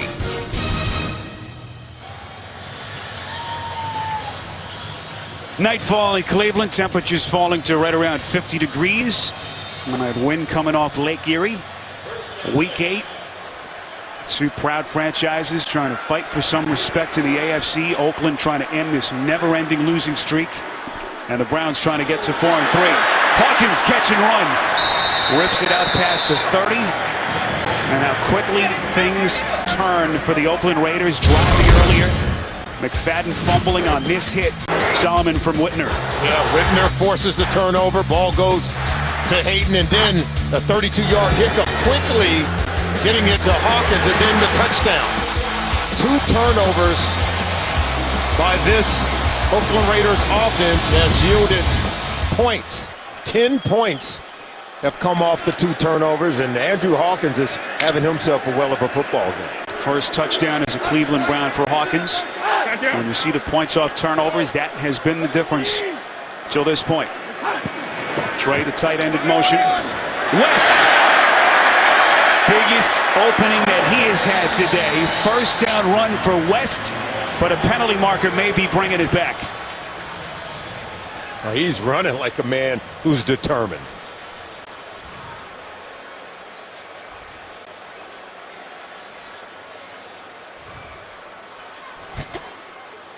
Again, very lengthy delays between the time the penalties have been thrown and the announcement. Our referee, Ron Torbert. Solly, they're still talking about it.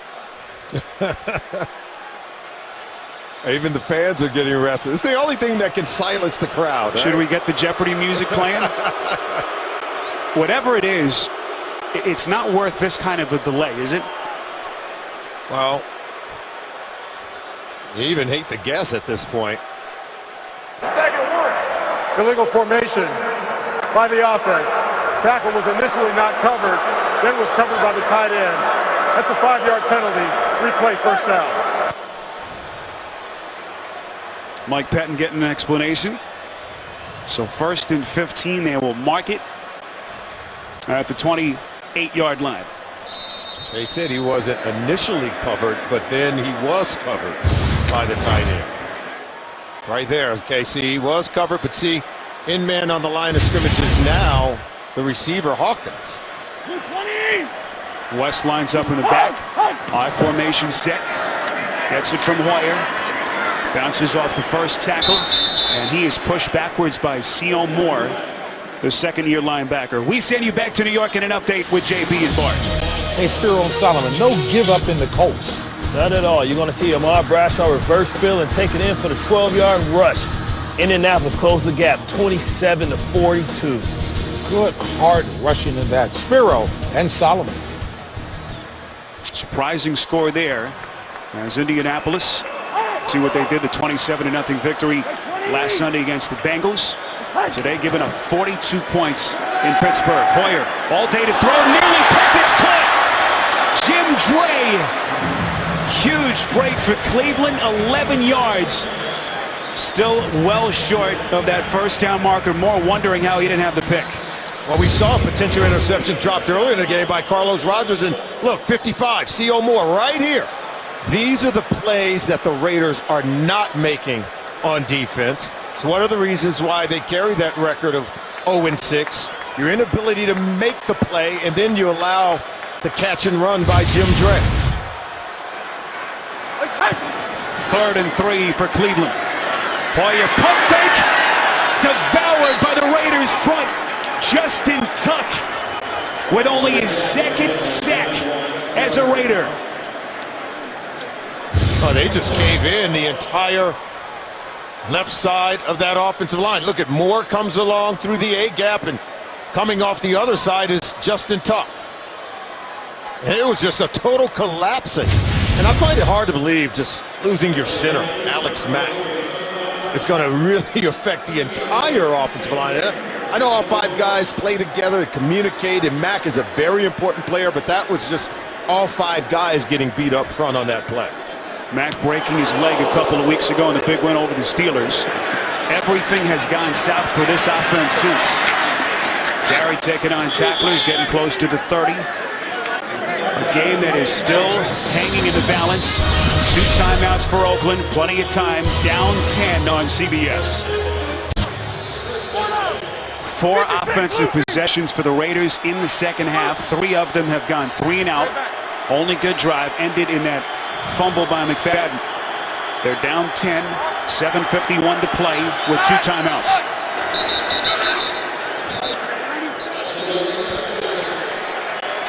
And the parade of penalty markers continues.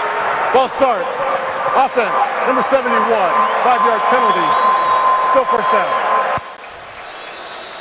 Well, tonight, what really happened in the Dallas hospital that received the first Ebola patient? Find out from nurses who treated him, plus the rock band Foo Fighters on 60 Minutes tonight, only CBS. We're at First Energy Stadium, downtown Cleveland. Week 8, Browns and Raiders. Oakland in the midst of their worst start in more than a half century, 0-6. Cleveland trying to get to 4-3 and keep pace in the AFC North. 1st and 15, Carr is going to take a shot. Has his man.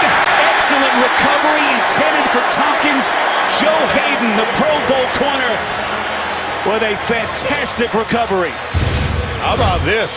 Derek Carr is not afraid to challenge the Pro Bowl corner, Joe Hayden, who's in great position. Now watch him get his head around to find the football. That's how you make a play in the National Football League without drawing the flag down the field. Look, great timing. High pointing the ball, getting the ball away from the intended receiver, Kimbrough Tompkins. One of the reasons why Hayden is the highest paid cornerback in the NFL.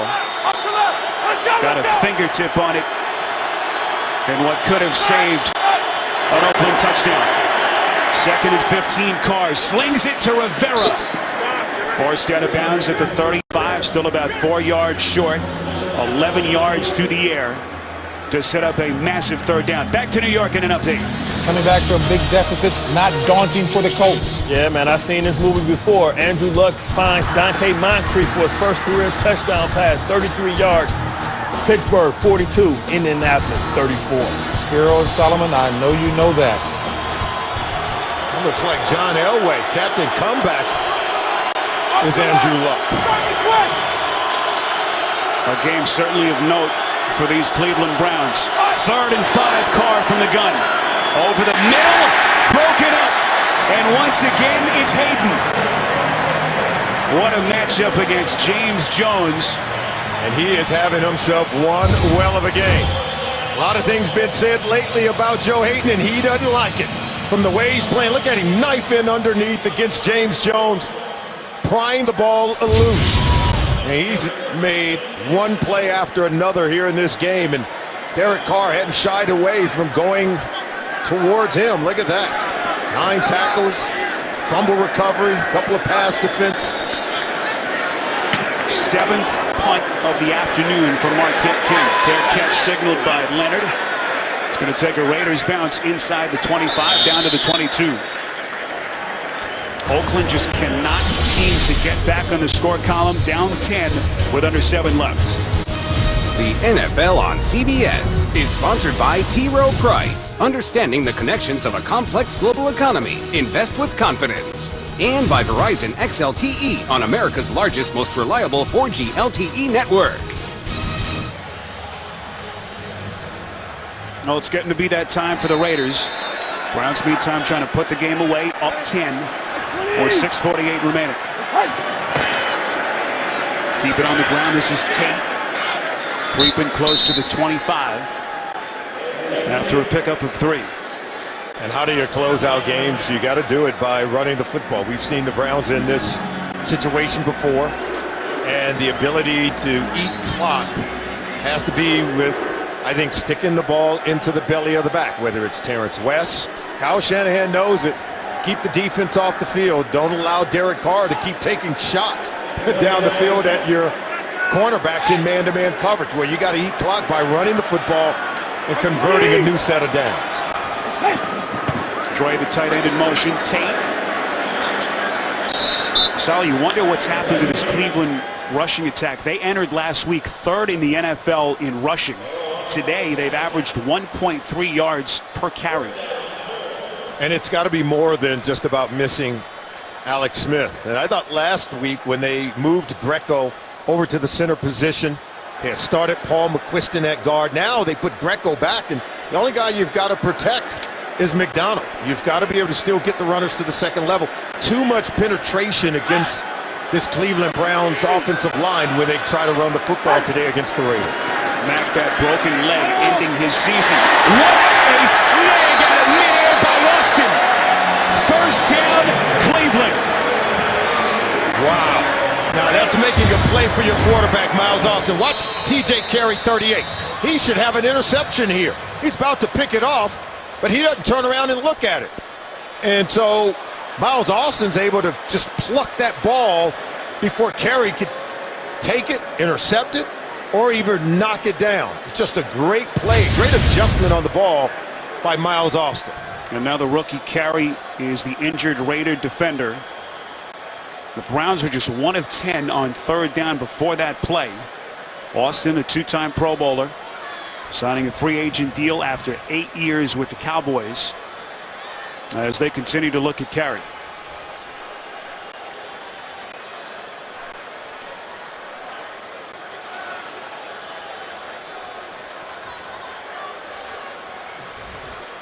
It's been a physical game, Solomon, and already you've seen a couple of guys have their days end early. Jordan Cameron, the concussion. K'Wan Williams had to leave the game early. That Cleveland secondary.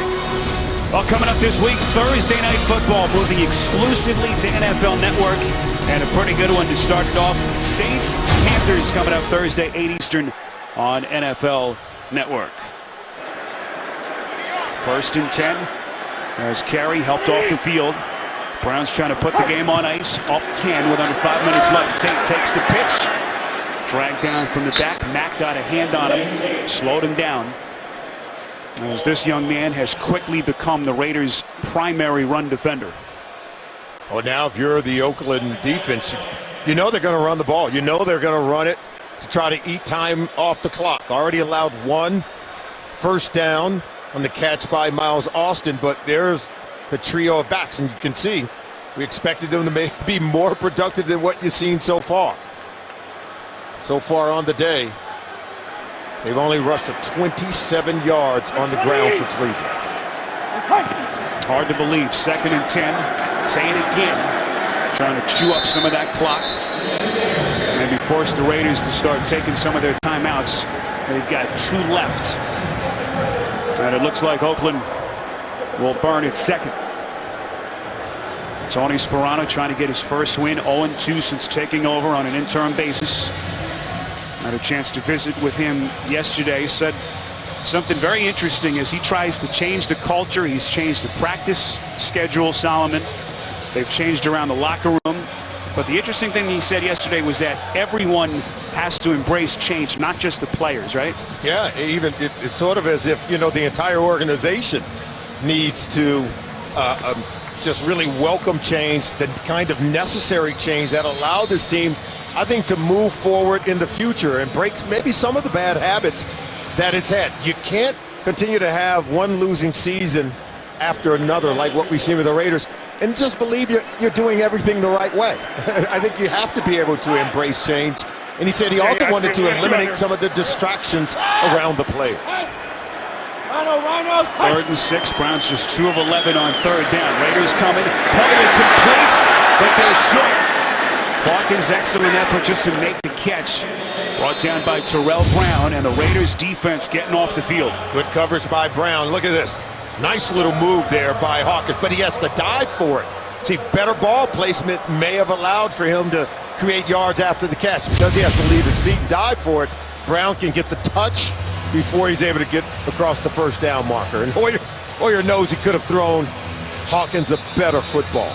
Raiders take their final timeout. We do have the 2-minute warning, of course, coming up, as they're going to put the football back in the hands of Carr. Down 10. Next Sunday, the NFL on CBS does double duty. First, the Chargers taking on the Dolphins, then Peyton and Brady taking center stage yet again. Check your local listings, beginning with JB, Tony, Bart, Coach, and Boomer on the NFL Today.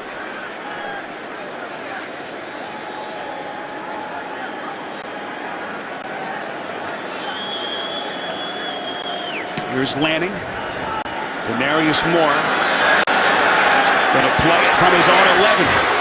Going nowhere. Craig Robertson making the special teams play as this Cleveland defense trying to hold like they've done all day. Yeah, we said that they were going to have opportunities, the Raiders, against some of these one-on-one opportunities by the corners, but Justin Gilbert up to the challenge. Joe Hayden repeatedly up to the challenge. These receivers have not been able to win in their one-on-one battles against the likes of Joe Hayden, the first-round pick Justin Gilbert. Even Buster Screen has had some pass defense when he's been locked up in man-to-man coverage. That's what it's come down to. Derek Carr needs his receivers to win some of these one-on-one battles. Derek Carr, only his 7th career start. Can the rookie get them back on the board? McFadden going nowhere. Carlos Dansby, who played for Tony Sperano in Miami. Pro Bowl player, All-Pro. Making the play on first down. And the clock is ticking. And that's why you got to take shots. You got to begin to do so. And around the sideline where your guy can catch it and get out of bounds. Raiders are out of timeout. 2nd and 10. Carr steps up, runs into his own guy. Going backwards again. Lost the football, and the officials say Cleveland has it. And why did he lose it? His guy is getting knocked back into him. Pressure by Barkevius Mingo, Austin Howard, number 77. It's going to be the guard getting knocked right back into Carr as he's trying to climb the pocket. Look, see, he steps back, and that's when the ball comes out. And it's the only time where we've seen Carr sort of outside of himself. Right there, you can see Howard step back into Carr, but see, Carr's not carrying the ball properly. He's got to have it in both hands when you're playing in a crowded pocket. He had it in one hand. That's why when he bumped into Howard, Howard was able to jar the ball loose. So Barkevius Mingo, the 6th overall pick in 2013, makes the recovery. And Carr, who had been sacked only 4 times all season, sacked 3 times today. There's Tate. 2nd fumble lost by Oakland. In the second half, had that long drive earlier. McFadden coughed it up. And now the Raiders can't stop the clock. Out of timeouts. Down 10 with 3 minutes left. I want to go back to the play by Derek Carr. When you're a quarterback and you begin to feel the pass rush, whenever you talk about ball carriage for the quarterback, you have to hold it in 2 hands, Spero. High and tight is the rule, not just for running backs, but quarterbacks when they're trying to make a play from the pocket. Browns trying to keep pace in that brutal AFC North. Saw Cincinnati defeat Baltimore earlier. And the Steelers about to beat the Colts. Tate punches it in. And the Browns putting this game on ice.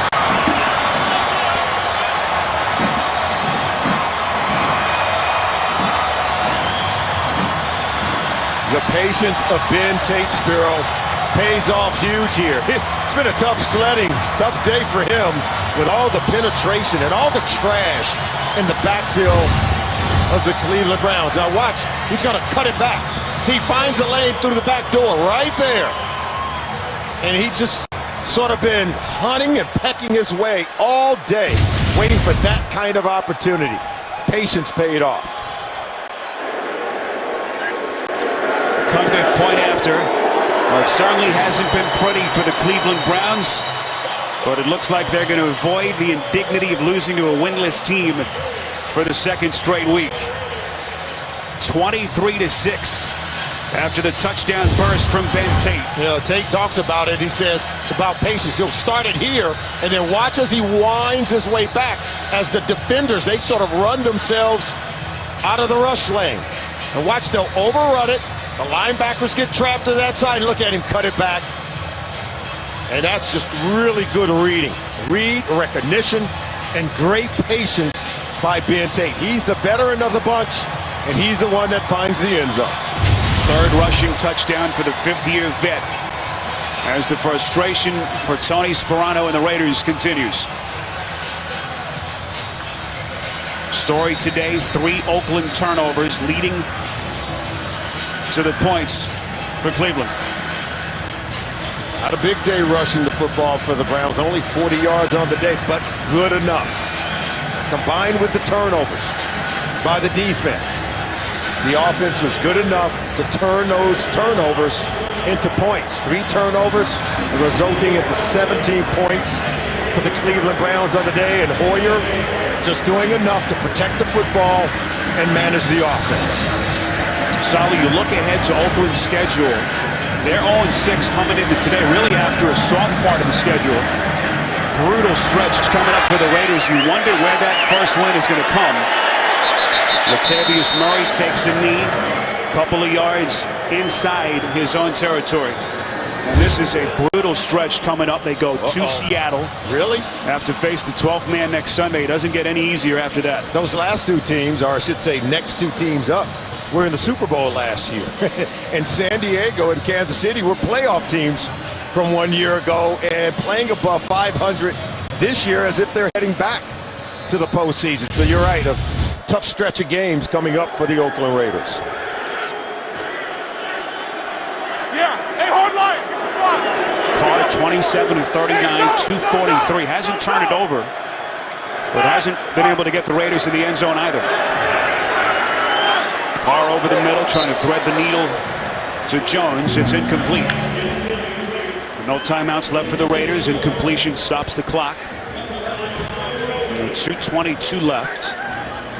And this long losing streak continues. We visited with Charles Woodson, who has experienced every high imaginable, winning a Super Bowl, Defensive Player of the Year. Sal, you asked him how difficult the stretch this has been. And without exaggeration, he paused for about 20 seconds before he proceeded to articulate just how difficult the stretch this has been for he and his franchise. Carr's pass, again, incomplete. Yeah, one of the reasons why he was so disappointed, he said, you know, we went out and made a lot of acquisitions during the offseason, signing of some really good veteran players on both sides of the ball. He said we had high hopes, high expectations, and so this 0-6 start has been really disappointing for a guy who's a 17-year veteran to be on an 0-6 and what looks like getting ready to be 0-7 when they had such high hopes after bringing in so many veterans. He just said it's mind-boggling, and he really was at a loss for words. 3rd and 10. Carr nearly picked again. Couple of near picks that Carr has thrown today. 4-down territory here, down 23-6. Buster's screen was there. Yeah, and Carr's just really trying to make something happen. Holmes got to present himself and catch this ball. Can't allow it to be picked off. It was thrown behind him. But we was talking to James Jones. He was saying, you know, in terms of the growth and the development of Carr, they hope that they can keep things consistent around him so that it's not an ever-changing carousel of coaches around this young, talented quarterback. Carr on fourth down over the middle. It's caught. Jones. Penalty marker flies. Jones brought down at around the 37 by screen. 16 yards. We await the penalty. And this one looks to be against the Cleveland defense. Prior to the pass, holding, defense, number 22. The penalties declined, result of the play was a first down. That screen, the fourth-year corner. Former fifth-round pick in 2011. Looks like one more play before the 2-minute warning. First and 10, Carr. Throwing on the run, and it is incomplete. Unable to locate Tompkins. Back to New York and an update with JB and Bart. Indy stumbles on this one, Bart. Yeah, man, Pittsburgh finding every way you can find to get a touchdown, to get points. They get to safety, 2 points now, making it a 2-possession game. Pittsburgh up 44, Indianapolis 34. SPERO and Solomon. Frantic comeback attempt by Luck. Hitting the snag late as they play in the fourth in Pittsburgh. Carr on second and 10. Right through the hands of Rivera, the starting tight end. 2-minute warning, 23-6 on CBS. 23-6, buck 59 left to play. 3rd and 10 for Oakland. Hoping for one last gasp behind their second-round quarterback, Derek Carr. Browns trying to get to 4-3 with a win. And Oakland mired in this 12-game losing streak dating back to last season. 3rd and 10. First catch for Bryce Butler. He hasn't had a lot of touches this season. When he has had some awfully big plays. Had a 55-yard catch last Sunday. And here appears to be inches short. This is just valuable experience for a quarterback like Carr. Carr lunges for the first down. Raiders out of timeouts. Clock continues to run with 90 seconds left. Yeah, for a rookie quarterback in this situation, managing the clock. The tempo in which they operate is Hughes is down on the play. Defensive lineman for Cleveland. Browns have had a lot of issues with injuries. 4 of their top 5 run defenders, in fact, have dealt with injuries this season. We mentioned the return of Ataba Rubin back today from that ankle injury that sidelined in the last 2 games, and now Hughes is down. He's been bothered, Solomon, by a hamstring injury. Phil Taylor battling injuries. Rubin, as you mentioned, has been battling injuries. And Armani Bryant out for the year, placed on IR, another talented player on that defensive line. Billy Wynn as well has battled injury, so it's a problem that continues to plague. Let's take a look and see what goes on with Hughes. They're going to roll up, look on that right leg, on the ankle. Oh my goodness. Boy. That could be painful now. It's big guys falling on the lower leg. Oh boy. Of Hughes. Walking gingerly. Sally, it really is amazing that you don't see that happen more often. And we certainly see it happen with high frequency, but how big these guys are, all that weight and the speed with which they play in such tight, close quarters, so dangerous. Yeah, and a lot of people falling around your feet and your legs, and easily, if you're locked in. You have to be weighted as a big guy if you're going to hold ground on that defensive line. And while you're so weighted and dug in, if someone falls on your lower leg, these injuries can occur very easily. Oh, it can be such a brutal sport at times. See the frustration on that Oakland sideline. C.O. Moore, his face buried in his hands. The minute 27 left, and the Raiders down 23-6. First and 10, Carr finds Jones-Drew inside Cleveland territory. Jones-Drew doesn't want to go down. Crowd back. Trying to end his career on a high note with his hometown team. Bay Area native. Coming over from Jacksonville. Keep in mind, bonus coverage of Pittsburgh and Indianapolis is coming up on CBS as we move under a minute left. Carr going sideline, finds Jones. Inside the 35, run out of bounds by screen, just shy of the 30. 15 yards and a Raiders first down. I am impressed with some of the throws from Derek Carr, but take a look at the upcoming schedule for the Cleveland Browns. Tampa Bay next week, and then a home game against Cincinnati on Thursday Night Football. So they've got some work to do. It's a very tight race in the AFC North Division. A lot of talk this week in Cleveland, Solomon, about, Cleveland after that very disappointing performance in Jacksonville. Was it an aberration, or, is this the same old Browns team that has finished 4-12 each of the last 2 seasons? This one, while it wasn't pretty, this is the kind of game that maybe in the past they've lost. And today they're going to get to 4-3. Well, they needed to win it. And, we talked to Mike Benton. He said it's been an angry bunch. They couldn't wait to get back on the field on Wednesday to get that bad taste out of their mouth after scoring only 6 points against the Jacksonville Jaguars and losing to a team, let's face it, they felt like they're better than the Jacksonville Jaguars. Felt like they should have won the football game, but didn't execute. Carr thrown across the field. That's Rivera. Now the question moving forward for Cleveland has to be about the running game. Can they get back in gear?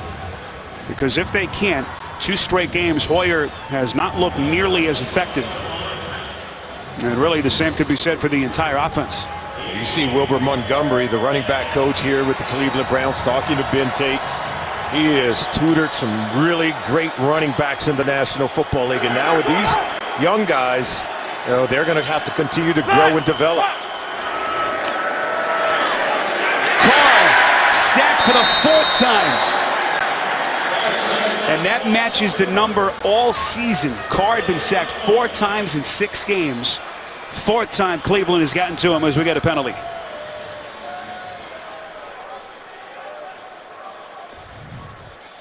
Remember, here in the second half, SPERO, he's been forced to throw. Illegal use of hands to the face. Offense, number 71. That penalty is declined. Result of the play is 4th down. Menelik Watson penalized. For those of you expecting to see 60 minutes, you're watching the NFL on CBS. And a game between the Raiders and the Browns. I'm SPERO DEDES along with Solomon Wilcots. Your score 23-6. 60 minutes will be seen in its entirety immediately following this game, except on the West Coast.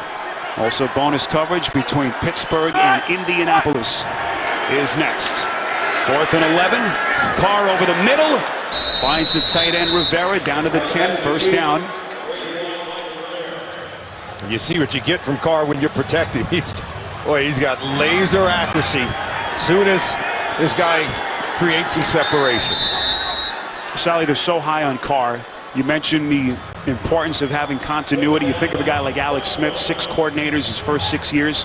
Have you seen enough from this kid that leads you to think he's the guy? Oh, there's no doubt. I mean, even when you talk to some of the Cleveland Brown coaches, they say he's got all the arm talent. I think Mike Benton said he had the best arm talent of any quarterback in this year's draft. And you can see on some of these throws. Now, it's about developing an organization and the talent and the team around it. Starts with the offensive line. Starts with having a run game and creating some balance. And then receivers who can make plays with the ball in their hands. 2nd and goal. Carr trying to get them in the end zone for the first time. It's broken up by Gilbert, intended for Butler. The first-round pick for the Cleveland Browns in the 2014 draft. Gilbert watching, read, and react. And this is something you hadn't seen from Gilbert in the first month of the season. Confidence had waned, had given up a lot of plays, even drawn a lot of penalty flags, but he's come on as of late, playing with greater confidence and greater awareness. Raiders just hoping for something positive to take them to week 9. And their first touchdown. Holmes taking on tacklers. No signal. Touchdown Raiders.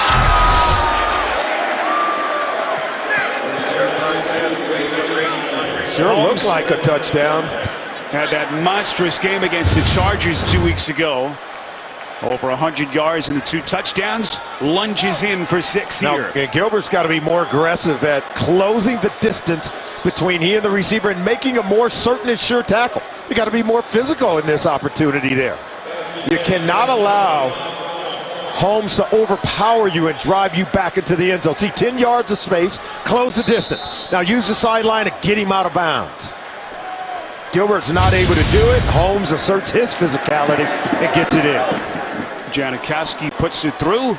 23-13 with just 7 seconds remaining. So a 17-play, 80-yard drive for Derek Carr and the Raiders. You know, I said earlier there was a wide receiver who's got to make a play with one-on-one against a defensive back. That was it. I mean, that was just a wide receiver hitch route. He catches it, and Holmes able to make a play after Gilbert made the play previously. Holmes able to break a tackle and still get in for a touchdown after making the completion for Derek Carr. Told you earlier, this is a Raiders offense that has scored more than 14 points only once this season. It was that game against the Chargers. And it looks like they're going to fall short of that mark again today. And what did I say for Carr? I thought it was a really good learning experience on that drive for him to at least show that he can manage the offense under 2 minutes, be able to engineer a drive when seemingly all is lost. At the quarterback position, particularly for a rookie, it's always about developing, continuing to grow, continuing to learn, and his willingness to fight in that kind of situation, I think it tells us something about him. Now the onside kick. So they reset here, onside from Janikowski. And that one goes out of bounds at around the 45. A couple of penalty markers come in late. As this one against Janikowski on the kick.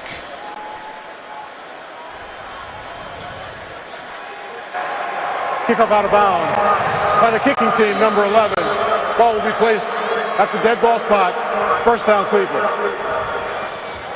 Let's get you the updated standings. We'll give Cleveland the win, gets them to 4-3. Pittsburgh right now playing in the fourth quarter at home, up over the Colts. And boy, the Browns, Solomon, just a game back in that win column. Ugly ball game today for long stretches, but the Cleveland Browns defeating the Oakland Raiders get to 4-3 as they win it 23-13. Oakland now 0-7. They have lost 13 straight dating back to last season. Coming up, 60 Minutes and the nurses who treated the Ebola patient in Dallas, followed by new episodes of Madam Secretary, The Good Wife, and CSI. For Solomon, WILCOTS, SPERO, DEDES, so long from Cleveland.